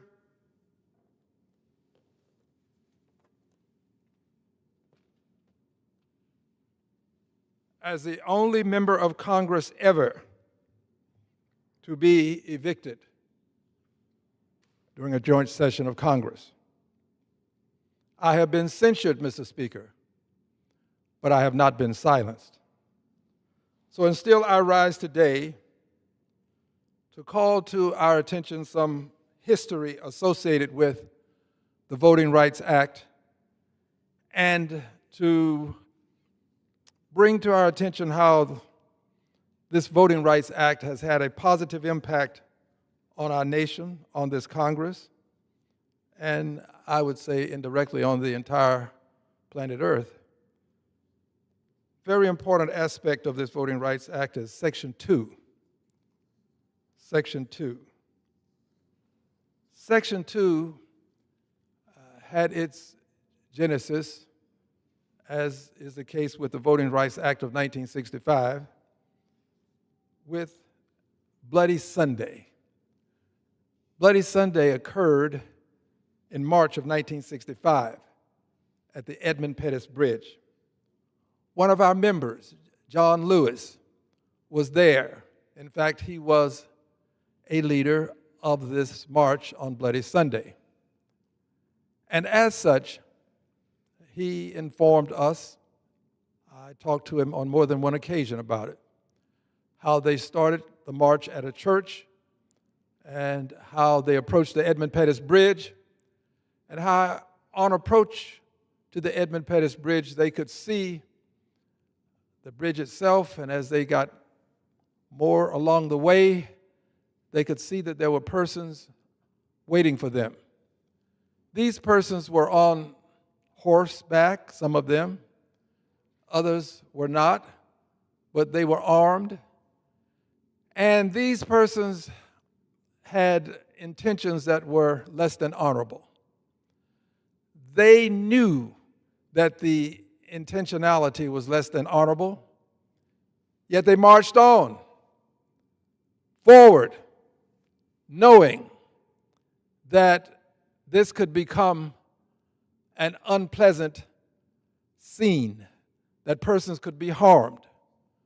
But they had been trained and they had been lectured by Dr. King, who taught them how to engage in nonviolent, peaceful protest, and how it is necessary to, when engaging in this protest, not engage in acts of violence, because in so doing, you can harm the actual protest movement itself.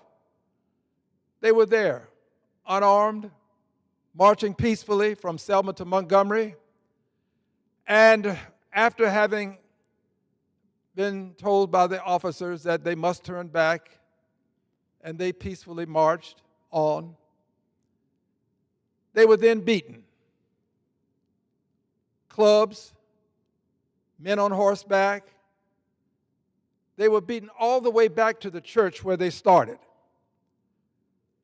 The Honorable John Lewis reminded me that he thought he was going to die on that bridge, beaten all the way back to the church where they started. Now, this is what's important about Bloody Sunday, aside from many other things. There are many things important, but this is important. Bloody Sunday was a date that had some other circumstances that we don't often talk about. So I'm just going to read something that will help us better understand why Bloody Sunday and this time in our history is so horrific, and it gave a president an opportunity to do something that but for Bloody Sunday he could not have done. This is what I'd like to read. 4 deaths are directly attributed to the events of Selma to Montgomery marches. Jimmy Lee Jackson, who was shot by a state trooper in February 1965 before the main march. James Reeb, a white minister, beaten in March 1965 after Bloody Sunday. Viola Liuzzo, a white civil rights activist, shot and killed in March 1965, and Jonathan Daniels, another white activist, shot and killed in July 1965 during a later demonstration related to the marches. All of these things happened around Bloody Sunday. But Bloody Sunday afforded President Lyndon Johnson the opportunity to sign into law the Voting Rights Act of 1965. My speculation is, if not but for these horrific events, and for the world having the opportunity to see the horrors of invidious discrimination, the horrors of segregation, the horrors associated with people who had hate in their hearts and were determined to prevent people of color from having the same rights that they enjoyed, meaning the people who were Anglos enjoyed. This Bloody Sunday is marked by violence, but it is also a mark in history that gave us the 1965 Voting Rights Act. Now, 1965 Voting Rights Act,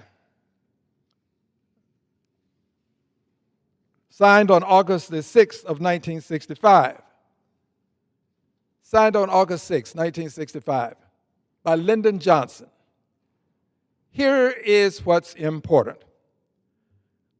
When it was signed on August 6th, in the 89th Congress, there were 6 black members of Congress. 6.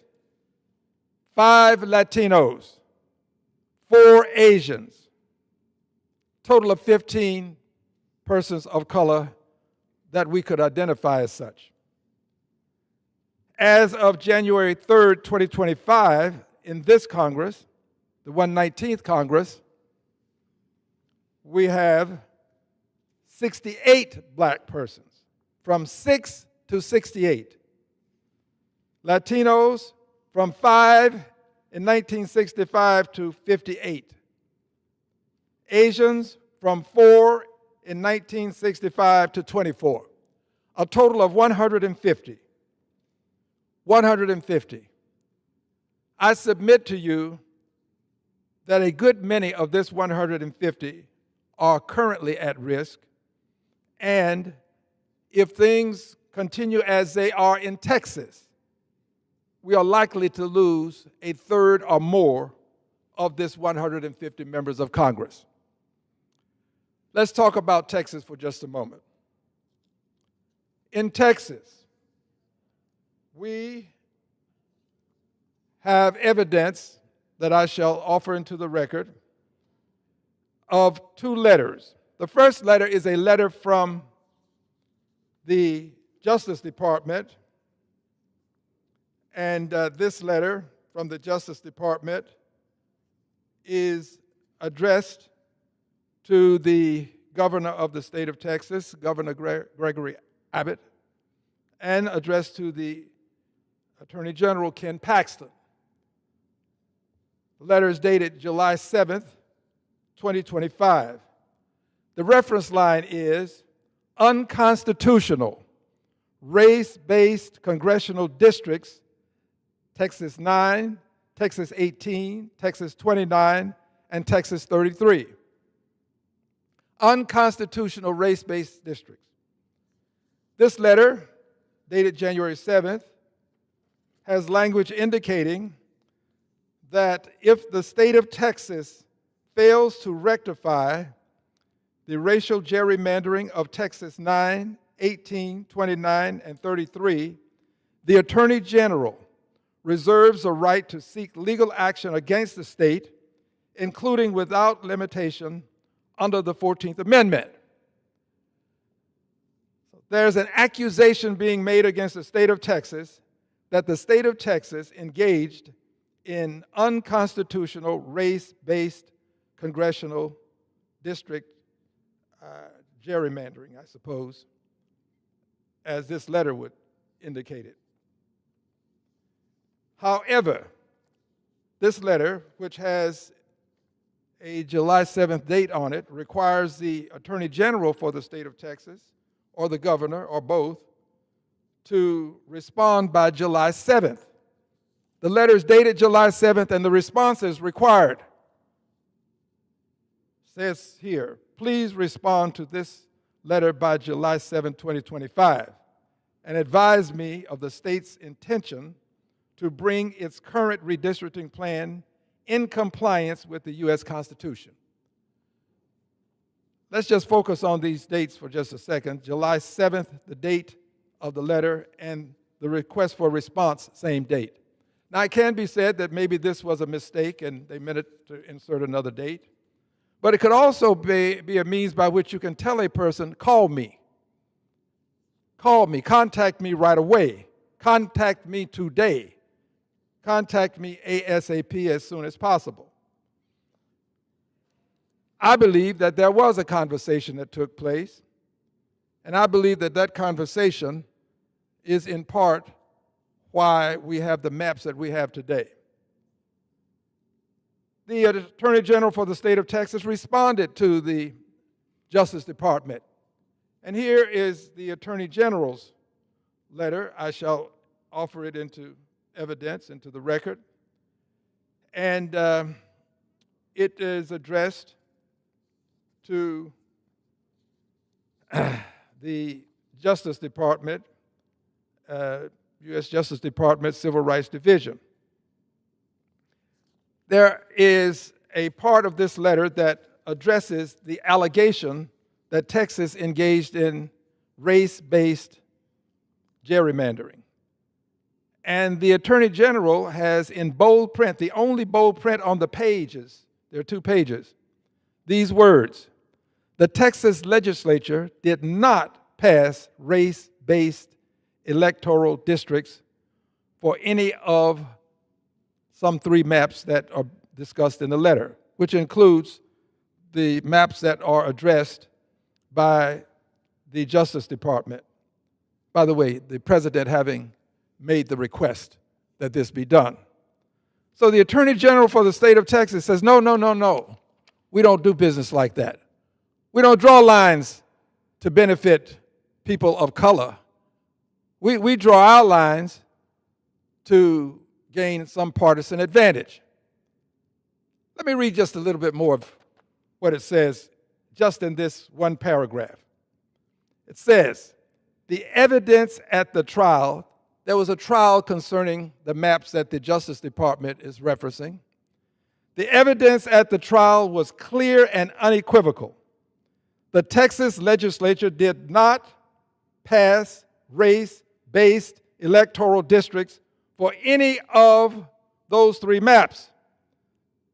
Texas State Senator Joan Hoffman, who chaired the Senate Redistricting Committee, testified under oath that she drew Texas districts blind to race. Remember now, Justice Department said, you need to redraw these lines because the exact words are unconstitutional race-based congressional districts. Justice Department, Attorney General. Attorney General goes on to say, Hoffman, who chaired the Senate Redistricting Committee, testified under oath that she drew Texas districts blind to race. Now, I'm a part of this trial that's referenced here. I have been litigating against the state of Texas most of the time that I've been in Congress, protecting the 9th and 18th congressional districts.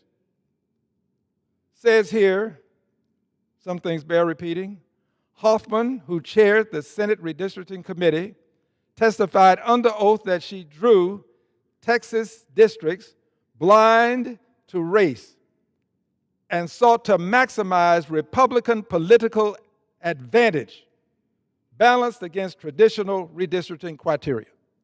So she's saying in her testimony, as evidenced in this letter from the Attorney General for the state of Texas to the Justice Department, she's saying, we didn't do that.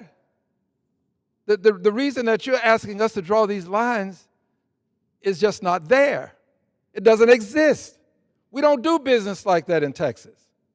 In fact, this is true because it is Texas. It is Texas, the state that had white-only primaries. Yes, in the state of Texas, if you were a person of color, at one point in the history of the state of Texas, you could not vote in the primary election simply because of the color of your skin. That's a kind of hate for those who may not have analyzed this to the extent that I have. That's a kind of hate. We call that racism. Racism is a form of hate, where you just don't like people because they show up with the wrong complexion. That's Texas. My state, by the way. My state. In Texas, persons could not vote because they were of color, and they could not vote in the primary. Now, the primary would decide the winner of the election. So if you couldn't vote in the primary, you didn't have a choice as to who would ultimately be the victor and become your representative. And this case went all the way to the Supreme Court as it relates to Texas. A dentist in Houston, Texas, Mr. Lonnie Smith, took this case all the way to the Supreme Court of the United States of America. This case involving all white primaries. Well, the Supreme Court ruled. Supreme Court ruled that Texas could not have all white primaries. Texas immediately responded, agreed with the Supreme Court. No white primaries. No all white primaries anymore in Texas. Texas concluded that the just thing to do, I say just, I don't know that these words were ever used, but I assume that they were acting with some sense in a belief of justice or injustice. And the Texas governing body decided that since we can't have all white primaries, we will have all white pre-primaries. State of Texas decided to have all white pre-primaries. And again, people of color could not vote in those primaries. Went back to the Supreme Court. Supreme Court said, Texas, we just told you that you can't have all white primaries. So now we tell you, you can't have all white pre-primaries. I call this to your attention because it's important to understand that Texas has a shameful, sinful history of thwarting the efforts of people of color to vote. Shameful, sinful history.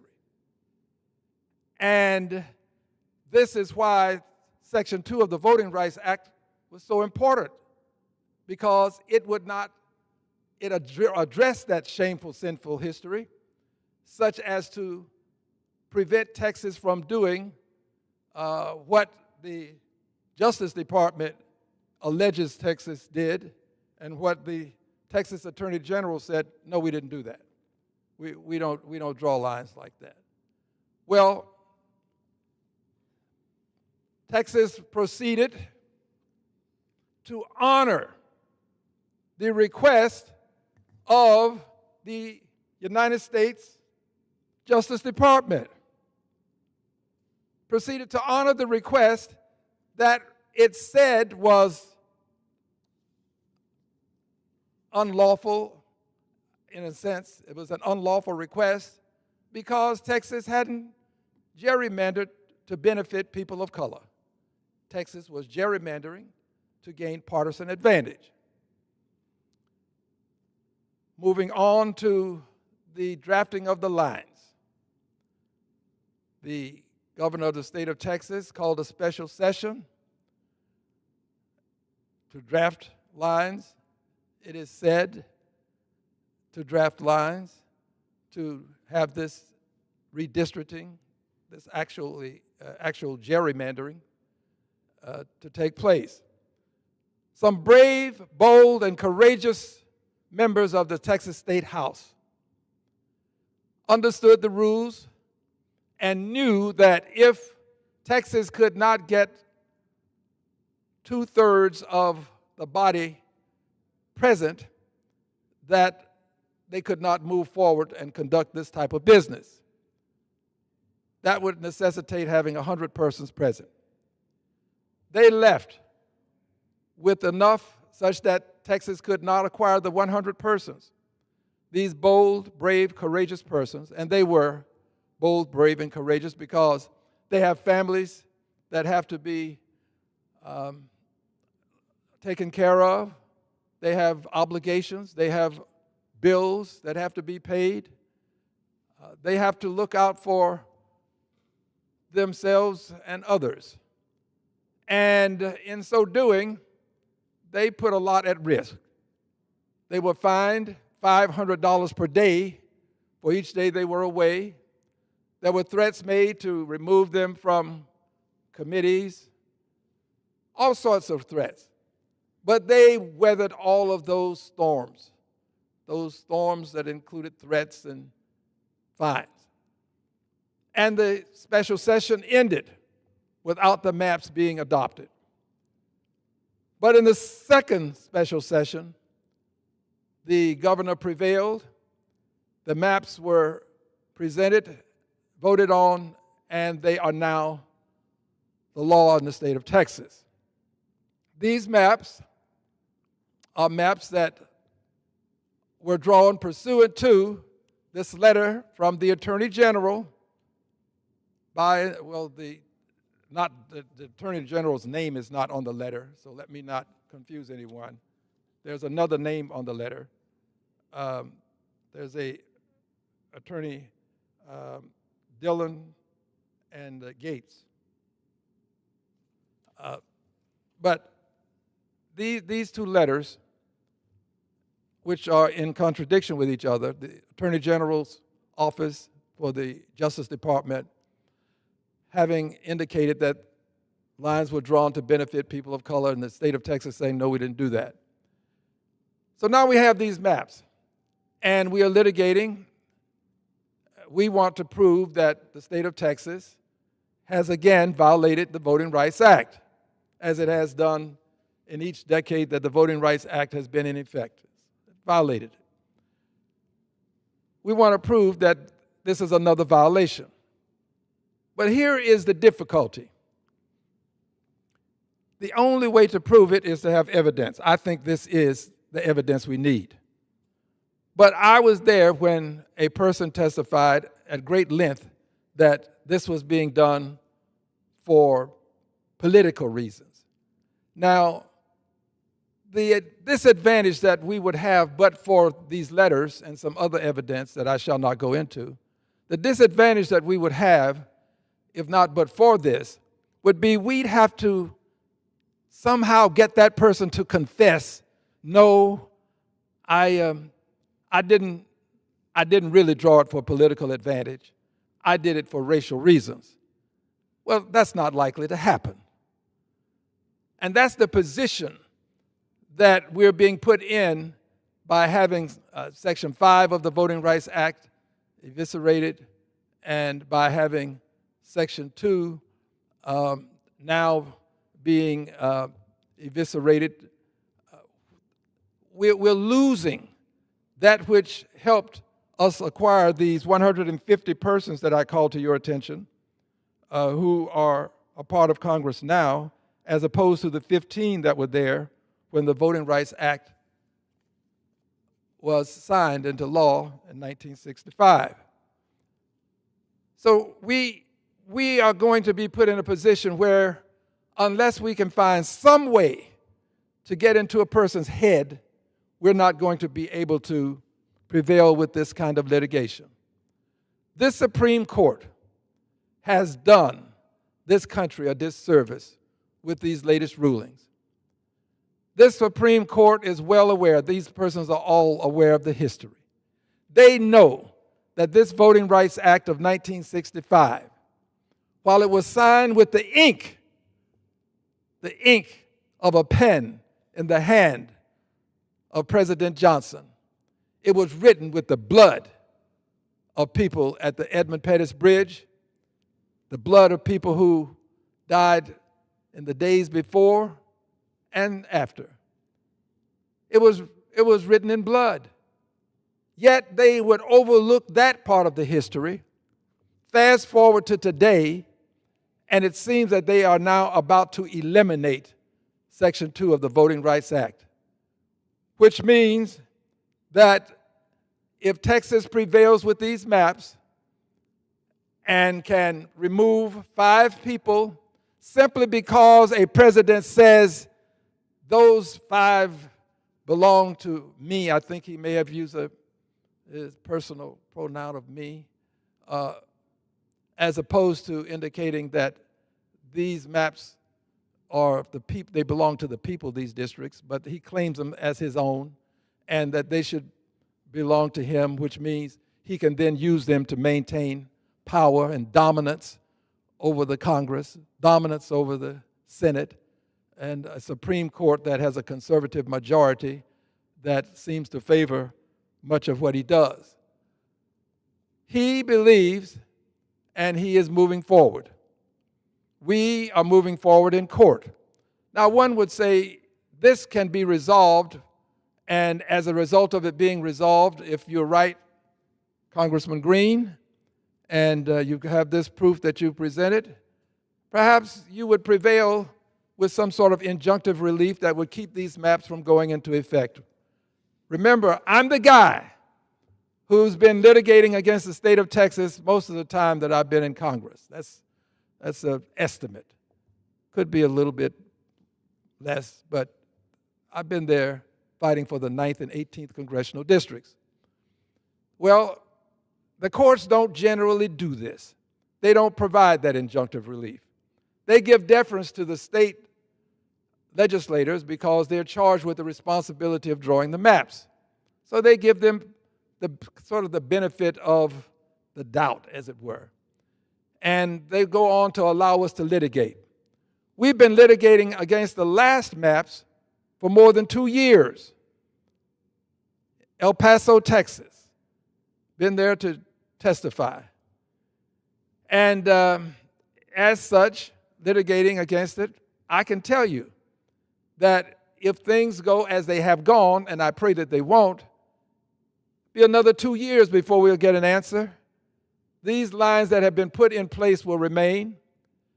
And as a result, other states will try to respond as best as they can to maintain some sort of equilibrium.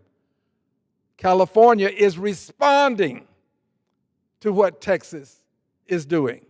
California did not initiate, California is responding. This would not be occurring in California, this effort to redistrict in an equitable way, to offset what's happening in Texas wouldn't be taking place but for what's happening in Texas. So those who would contend that California is initiating this, they are entirely wrong. Texas initiated, California is responding. Texas is going after 5 seats. If California can produce 5 additional seats on the Democratic side, as opposed to the 5 that are produced on the Republican side, then we are still at equilibrium. We're where we are now. But that's not good enough for the president. The president has his eye on Missouri. On Missouri. There is an African-American seat in Missouri that the president is eyeing, as it were, a president who believes that all of this is just fair for him to maintain power. So they'll go after Missouri. They're likely to try to get something done in another state, perhaps Indiana, and it goes on. So rather than compete and redistrict at the end of a decade, this mid-decade redistricting is a way of cheating rather than competing.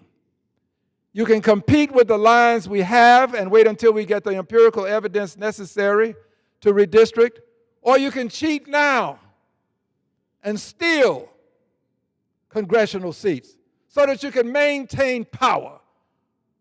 But you're doing it in a race-based way, which is unconstitutional. Proving it can be difficult.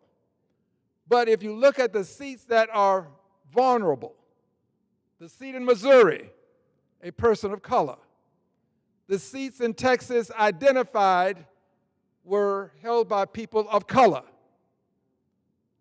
Seat in Indiana, one of them could conceivably be a person of color. This is racism. Racism is still alive and well. But there's a tragedy associated with racism as it relates to trying to prove it. One I've already called to your attention, getting people to confess. If you commit a racist act, you're not likely to confess since you've done it. Every now and then miracles happen, but not likely. But here's the other side of racism. Currently in this country, when racism rears its ugly head, if you do as I'm doing and you say, that's racism, if you'll stand up and say it and stand up against racism, you become persona non grata. Racism cannot be used and used against racism. What do I mean by that? Let me restate that. You cannot use language that identifies racism to identify it and attack it. You can't. Because when you do, people know that you become persona non grata. You can't say this is racism. So you're left without the defense of identifying racism when you want to assault racism. And we should be able to assault it. We should be able to attack it. You can't do it. Because when you do, the status quo across the media and many persons that can make a difference will reject what you're doing simply because you are saying this is racist. That is the case. It's not like anti-Semitism. There's a big movement to eliminate anti-Semitism in the country. But when it comes to racism, we want to manage racism and eliminate anti-Semitism. We need to eliminate both. Where is the movement, Mr. President, to eliminate the racism in lending in this country? And it does exist. Racism in lending exists in the United States of America. And it can be proven. It can be proven with a methodology known as testing. We can test. We can send people out of different hues to get loans. And we can find, as we have found, that persons of color who are more qualified are less likely to acquire the same interest rate, a good interest rate, I shall say, for our purposes, less likely to get a good interest rate, less likely to get as much money as a person who is Anglo and less qualified. In this country, there is this white privilege that nobody can talk about. Few of us will, but you become persona non grata when you talk about white privilege. It exists in lending. It also exists when you're ready to buy a home or rent a place, rent a home. White privilege exists in this country. Unfortunately, we are not allowed to address it. People don't want to hear it. It's okay to talk about anti-Semitism, but not about racism. So let me explain why. When you address anti-Semitism, you're looking into the window of life. You're looking into someone else's backyard in another country. But when you address racism, you're looking into the mirror of life, and you see the reflection of your own deeds. And these are the deeds that we don't want to confront. These are the deeds that cause people of color to be able to sometimes get loans that are equal to their contemporaries who are white, but a good deal of the time they do not. And those are car loans, they're loans for homes, they're just loans in general. These are statements that can be proven with empirical evidence. I was the chairperson of the Oversight Subcommittee for the Financial Services Full Committee. And we have looked into these things. And I can give an assurance that if we do it again today, let's erase the past. Let's do it again today. Oh, but we can't do it because this House won't allow that. This House will not allow us to acquire the empirical evidence.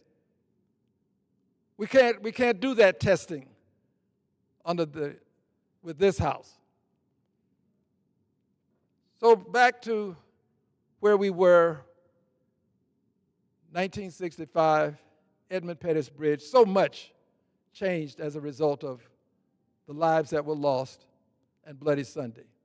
And so much is changing now to revert back to that time when persons of color had difficulty voting, difficulty winning office, because there is still hate in the hearts of many Americans.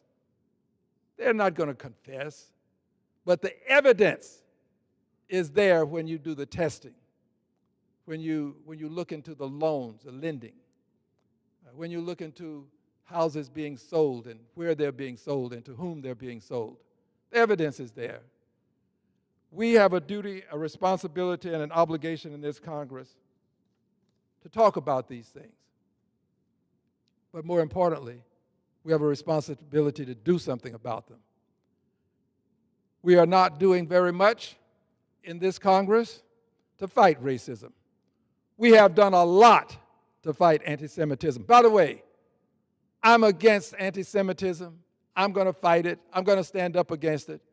I'd just like for a good many of those people who insist on fighting anti-Semitism to be as vocal about fighting racism. I don't see it. I don't see it. So when we have a judiciary that can't seem to control the president because of some theory associated with a unitary presidency, meaning the president has the authority to just fire and hire anybody that he wants. We'll find out whether he can do that with the Fed soon. But when you have that, and then you have a Congress who will do nothing except differ with him until it's time to vote. So you have the judiciary can't do anything, the Congress won't do anything. Then what's left? Two things are left.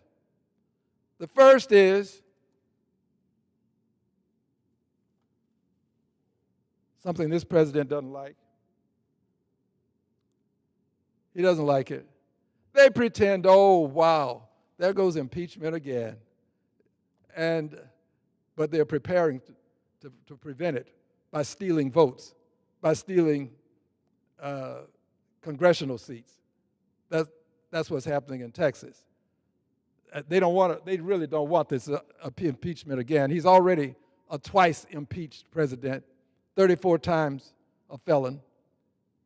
They don't want this. But we are still in the countdown to impeachment. This is one of the remedies that we have. It's really probably the only one that we have currently that we can impose upon the Congress for a vote, impeachment. And then the other remedy is one that belongs to this country, has been here since probably before the arrival of the Pilgrims at Plymouth Rock, the farmers coming to Washington, D.C. with their tractors to protest what was happening to their land, Dr. King's famous speech on the Mall where he gave his I Have a Dream message. That's we the people. That's why I wear this necktie. It's my favorite tie. One of my favorites, I should say. We the people. We the people. Protest. Protestation is a part of the fiber and fabric of this nation. When we can't prevail with all else and we have an authoritarian president, then we the people will have the last word. And I was honored to participate in a march just this week. We the people. Hundreds of people marched from over at Union Station through the Capitol. We the people. Nobody was arrested. The building was not assaulted. We the people just engaged in peaceful protest. People were very vocal with their language.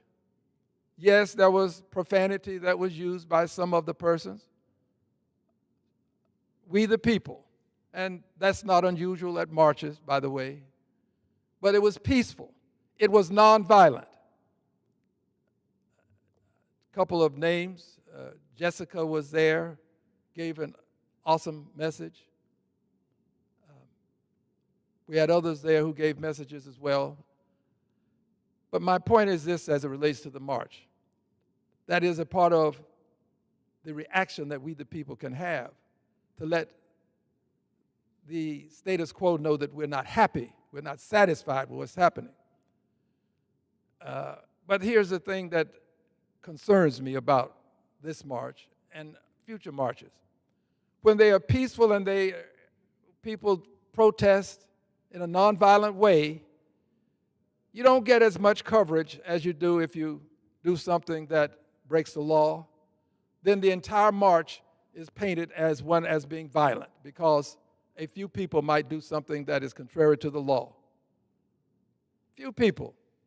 And then the entire march, they were violently protesting.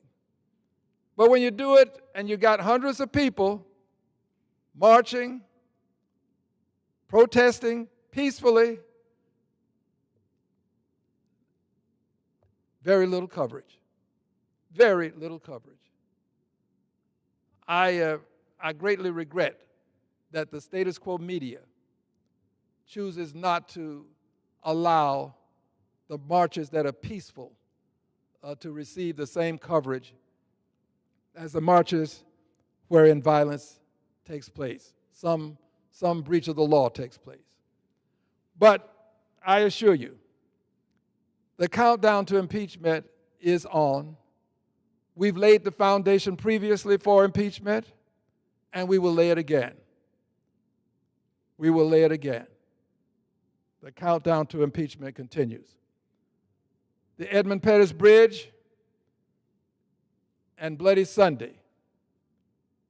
I'm in Congress today because of Bloody Sunday. I owe it to the lives that were lost to bring impeachment against this president. I owe it to them. And those who cannot say impeachment and who cannot say racism, all I ask of you is, let me do it for you. I'll do it for you. Just let me do it for you, and you continue to do the good things that you're doing. We shall overcome, and we shall impeach this president. I yield back the balance of my time. Members are reminded to refrain from engaging in personalities towards the president and to direct their remarks to the chair. Under the Speaker's announced policy of January 3, 2025, the gentleman from Arizona, Mr. Schweikert, is recognized for 30 minutes. All right. Thank you, Mr. Speaker Pro Tem. I missed all of you. It's now that we're back. And look, I get teased back home of doing these things that seem like more like an economics lecture. That's actually not the goal here. It's actually to sort of walk through reality of math, because so much of this body is about theater and not about facts. As my wife a decade ago said, David, you get to go and hang out in a math-free zone. So let's have some fun with facts and math. Mr. Speaker, next year, the 2026 fiscal year, 3 weeks away, take a guess. For every dollar of tax collections, we get next year, what are we going to spend? For every dollar of tax collections we take in next year, we're going to spend $1.43. Just this one number right here should scare the hell out of people. And instead, the hallways around here are full of people demanding more spending. Just a little while ago in my office were more people saying, can you get us a grant? Can you get us more money? Can you regulate our competition? For every dollar of tax collections this year. Now look, we still got 3 more weeks before the fiscal year's over. My estimate is we're going to spend $1.39. Next year it's $1.43. How long do you intend for this to go on? And here's your problem. Most of that increase in spending is not some sort of crazy this, crazy that. It's interest. Remember, interest rates are up. We still have to finance about $10 trillion of refinance this year. And we're going to bring about $2.3 trillion in total new debt this year. Next year, the baseline was we were going to borrow $2.5 trillion. It's probably going to be less, $300 billion, because of customs duties, tariffs. But here's something I beg of everyone, whether you be on the left or the right, burn this into your psyche. We borrow about $70,000 to $72,000 every second. And almost all the growth in that borrowing is interest and healthcare costs. Mr. Speaker, sorry, forgive me, I enjoy tormenting you, I don't mean to. Think of this, in 7 years, the Social Security Trust Fund is empty. And under the law, Grandma takes a 24% cut in her check. In 7 years, we double senior poverty in America. Yet, if you're an idiot like I am and you get up and say, we really should work on this, the Democrat consultants are going to beat the crap out of a Republican and vice versa for even mentioning the fact about the math. It's not Republican math, it's not Democrat math, it's in the Social Security Actuary Report. In 7 years,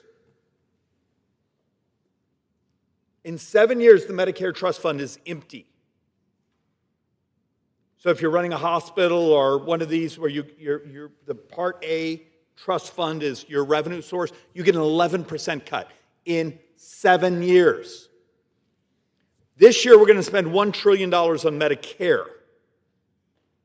In 7 years, we spend $2 trillion. It doubles in 7 years. It's demographics. It's not personal. It's not Republican, Democrat. It's what we are as a society. We have the same number of 18-year-olds today as we had 20 years ago, but we have double the number of our brothers and sisters who are 65. It's math. And behind these microphones this week, how many people have come up behind the microphones and actually talked about math? About the demographics, about the economic future? I would argue understanding the math is moral. Is it moral to look the other way and in 7 years double senior poverty? But yet you will get the living crap kicked out of you around here if you actually tell the truth about the math, because we've spent so many decades lying to the American people.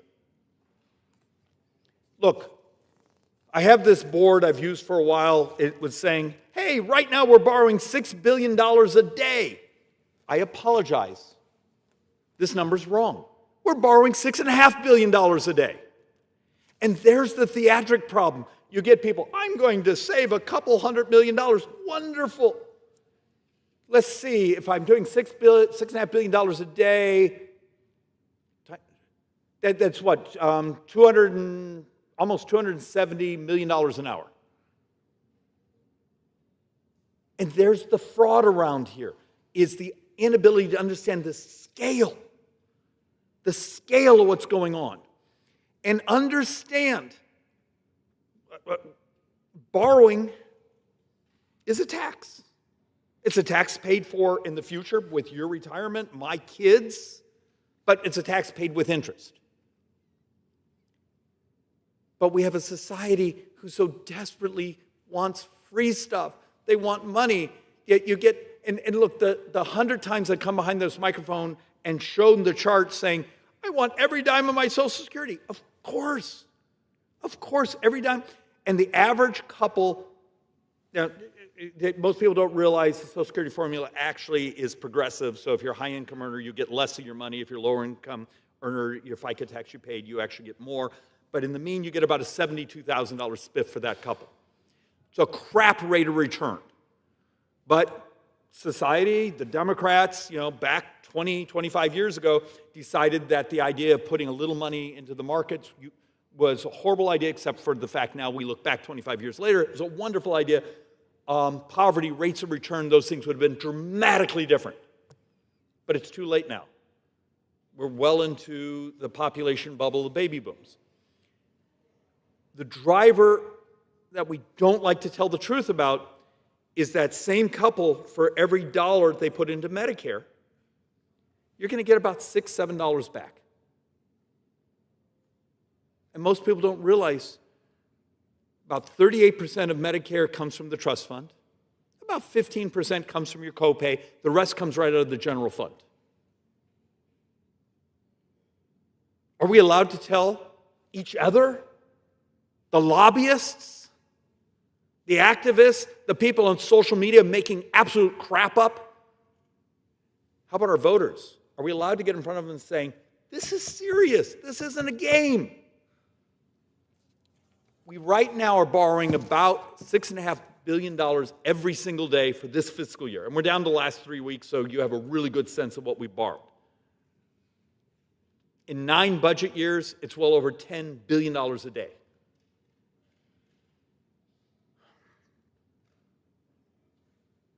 And yet, a couple hours ago, I offered an amendment that basically said, hey, there's all these dollars, and I'm going to talk about this probably 2-3 times, that were appropriated. I showed one example, appropriated in 2015.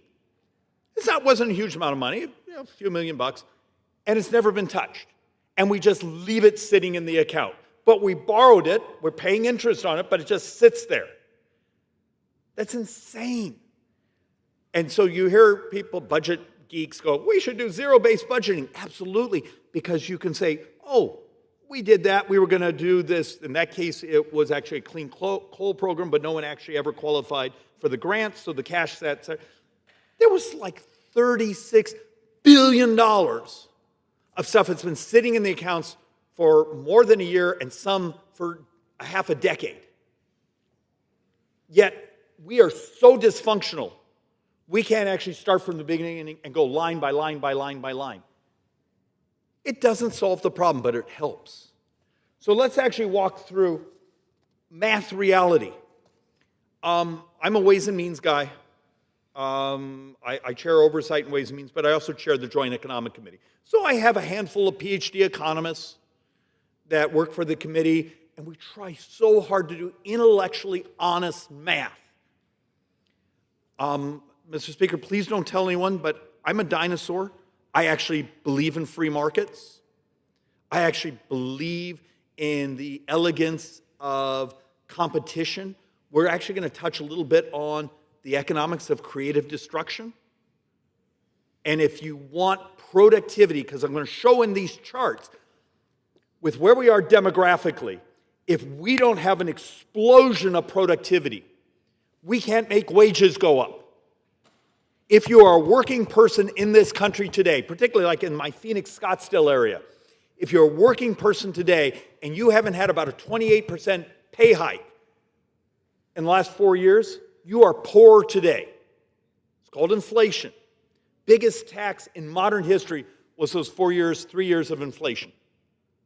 Because we now get to pay back our debt with inflated dollars. We're crushing people. The way you make wages go up is two things. You raise people's wages because of inflation. Well, that just means you're treading water. Or productivity. Now, some of the things we did in the reconciliation budget that we passed before break is expensing, research and development expensing, things to try to get investments to do things better, faster, cheaper. But we're going to have the brutal discussion of, if you have a society where you functionally have the same number of 18-year-olds coming in, and next year it's going to be lower, and next year it's going to be smaller, and the year after that it's smaller, and people like me, baby boomers with gray hair, there's a whole bunch of us, you got to legalize technology. Is it rational? And I'll say this a couple times. Is it rational to make it illegal to automate a port? Now, I understand, I'd love to have the dock workers and the unions love me. Maybe they'd even send financial help and say nice things about me. But it's not about that. It's about the entire continuity of society when we create these barriers for automation, for doing things better, faster, healthier, cheaper.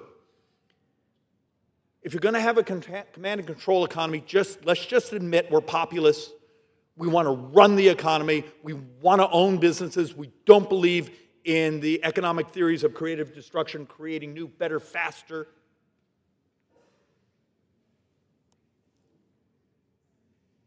But give up on the productivity cycle. And then you tell me how people's wages go up. You have a middle class that's getting absolutely crushed and squeezed. Their purchasing power is stagnant, if not reduced. It doesn't have to be that way, but it's going to happen through policy here. And it's like no one here went to their basic elementary school economics class. So look, the chart here, I'm going to try to make a point, is customs duties. We all talk about tariffs. I had heard a member here a little while, a couple days ago, say, customs duties, tariffs are going to pay for everything. No, they're not. Now, they do pay for most of the big, beautiful bill. But the fact of the matter is, last year we took in about $77 billion in custom duties. This year we're going to take in, our best guess is $190 billion. Yay! Except the problem is, did I mention to you a little bit ago that we borrow about $6.5 billion a day? So the increase in tariffs, custom duties, is going to pay for like 11 days of borrowing. 365 days, we just covered 11 days of borrowing. For anyone that's watching, much of what DOGE was doing was fascinating. Go look at doge.gov right now. and you'll see a couple $100 billion of potential savings, though only a fraction of a fraction of a fraction have actually been executed because we in Congress can't even do basic rescissions. We did a rescission before August. It was total of like $9 billion. So if you're borrowing $6 billion, we covered a day and a half of borrowing. And it was war here for 6 weeks to save that much money. We're living in a mathematical delusion where people don't understand. That's 12 zeros. This is, they don't see the difference between a trillion and a billion. But the fact of the matter is, we need to start telling truth about the math. And look, oh, so sorry. Let's walk through, let's get a little more geeky. This morning there was something called the JOLTS data. It's basically ADP's attempt to sort of take an estimate of what's happening in jobs data.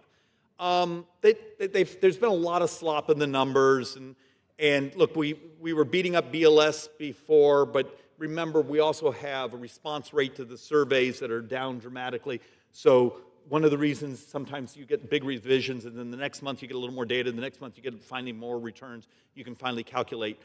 But in the JOLTS data, there's a fascinating number to look at.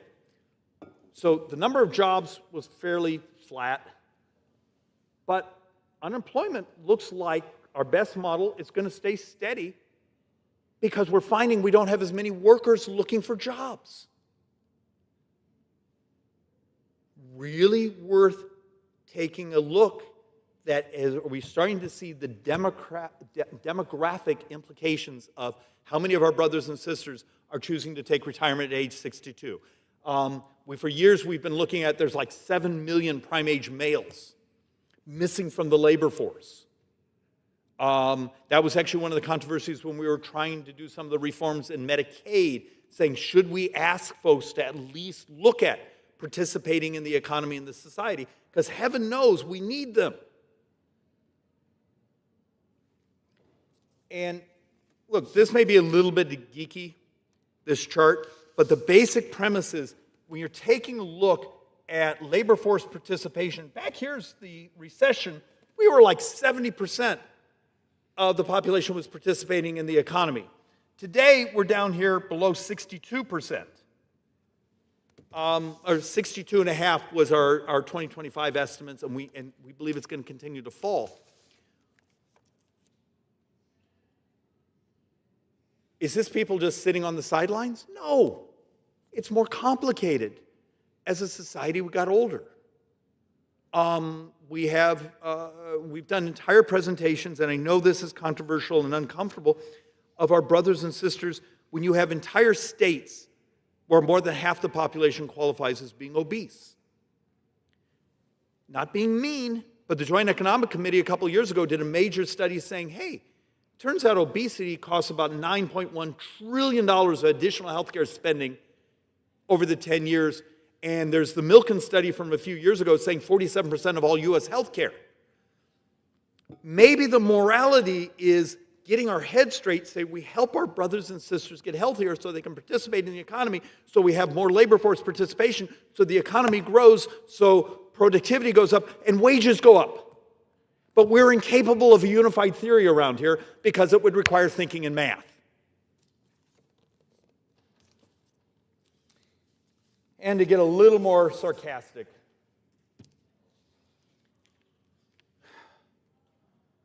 we actually are fixated on just some of the budgetary problems. Okay, we actually believe there's hundreds and hundreds and hundreds of billions of dollars that are subject to rescission. They've been sitting in accounts for years. And instead, we just did an appropriations bill a little while ago where we stacked on top of stack.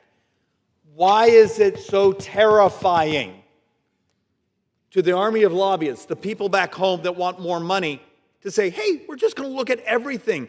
Because we found occasions where we're doing an appropriation, except there was an appropriation done 3-4 years ago and the money's still sitting in the account.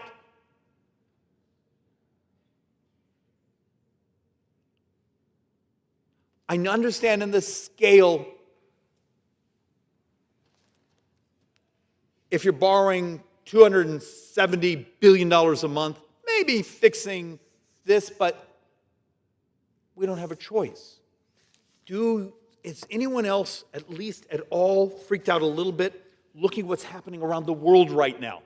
What's happening to French bonds, British bonds, Japanese yields on the long end of the curve?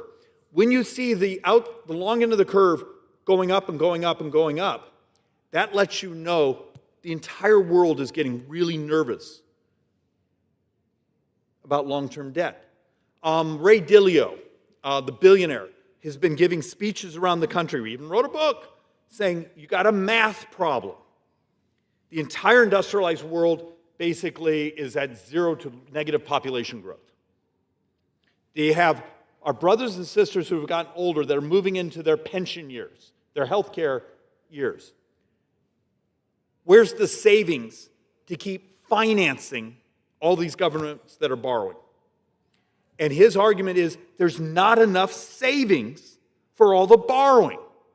And then you get the idiot who goes, well, we'll just print the money. Of course you will. And then what's that thing called? Oh yeah, inflation. And you debase the currency. So yes, you pay for it with inflated dollars, but everything you have your savings becomes worth less. You make real estate and things more expensive so the next generation can't buy a house. We're basically, it's an economic term. Oh yeah, we're screwing over the next generation and maybe our own retirements by not telling the truth about the math. And it doesn't have to be dystopian. There's ways to deal with this stuff. We just don't have a lot more time. And look, we have something called the Sunset Act. We've been looking at regulations, command and control that are woven through the economy, particularly post-Biden administration, where they regulated at breakneck speed. And they're up for review. They need to be modernized. And part of the question is, if you're going to regulate air quality, do you do it the same way you did 30 years ago, when you actually have remote sensors that can be in your pocket, or do you need the $1 million a year tower to do it where you look at the entire marketplace? The fact of the matter is there's better, faster, cheaper ways and much more elegant, and you get the bad actors. And we've actually done some economic modeling, and it turns out we can actually add a real pop to GDP growth, the size of the economy. And GDP growth is important because that's actually your living standard. When we grow, you live better. And it turns out it's not deregulation, it's smart regulation. Find this bureaucratic control of economic growth, and let's just review them. Say, should we still do it the same way we did it 20 years ago? And yet, here, let me give a conceptual. Year and a half ago, met with a company, Phoenix-based, that's actually building a ginormous drone, and they intend to do ground-penetrating radar underneath this drone. And let's say you want to build a pipeline or a road, they're going to fly it back and forth, back and forth, back and forth, back and forth, and penetrate the ground and see if are there archaeological, is there geological issues, these things. And at the end of the week, they claimed the AI, the artificial intelligence, can write the entire environmental and engineering report. What would have taken people to go out and walk the site a couple years? Now, we've already been being lobbied by, we're the archaeological guild, we're the geological guild, we're this and that, because we don't want to be replaced by the technology, so it should take 2 years. But we're going to do permitting reform saying we want to do it in half the time, so we're going to have these people walk twice as fast. That's the way this brain around here works. We're just going to make it so they walk twice as fast. Are we out of our minds? But yet that technology is not in the code yet. We have not legalized saying I can let AI, even though they claim the statistics of it would be more accurate than humans out walking the site. We can do things dramatically faster. There's a great article, I think it may have been an Economist or a Financial Times a couple days ago, that was making the point, China has become a country of engineers. We've become a country of lawyers. Why does it take us so long to build something? Why does it take us so long to do the things that would make us more prosperous. Sort of becomes obvious in that one line. We're a country of lawyers. Our competitors are countries of engineers. And look,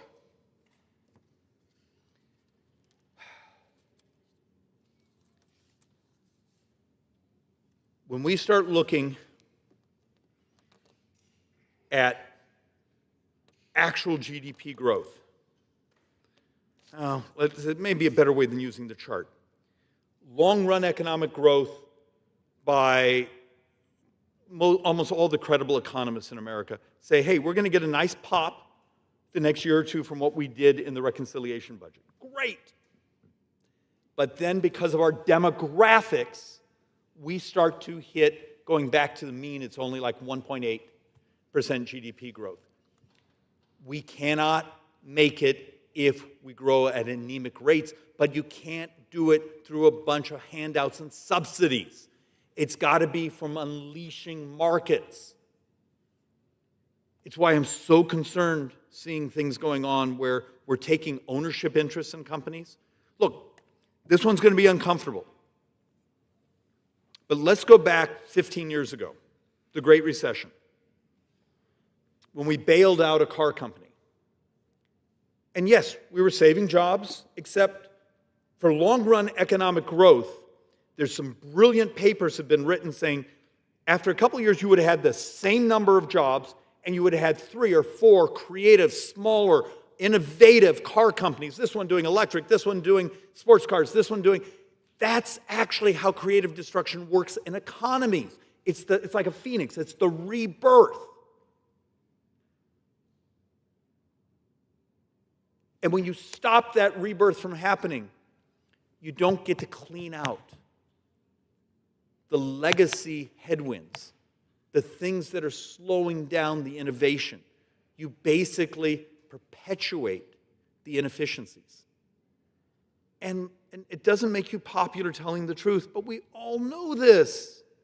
Should we have bailed out Blockbuster Video 15 years ago because every neighborhood, there are tens of thousands of people who work for Blockbuster? Should we have put Netflix out of business? Should we have slowed down the internet? Should we have stopped the revolution of technology that you go home now and hit a button?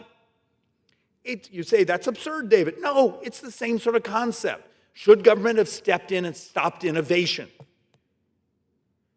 We've done entire presentations here where you talk about the morality of cures. If diabetes is 33% of all U.S. healthcare, should we spend more money on helping people maintain their misery? Yeah, probably. But should we spend what's necessary to cure the disease? What would be the economic impact? There's a brilliant study from a couple years ago talking about maybe one of the leading, if not the leading contributor to income inequality in America is actually health. Except we'll get lobbied by groups that are upset saying, but if you cure the disease, what happens to my business model? This is how perverse this place has become. Where's the passion? Where's the vision? Where's the innovation? Where's the optimism? Look, I'm 63. My wife is 63. I have a 3-year-old and a 9-year-old. The 9-year-old is remarkably loud. You know, we're blessed. We were able to adopt. It's the most greatest joy in life. Mathematically, my children will be part of the first generation that's going to be poorer than their parents. That's the American ethos now. The American ethic is we're going to make our kids and our grandkids poor because we want stuff. This is what we've become because we're so damn afraid to do things that are hard around here. Look, I'm going to do this slightly out of order.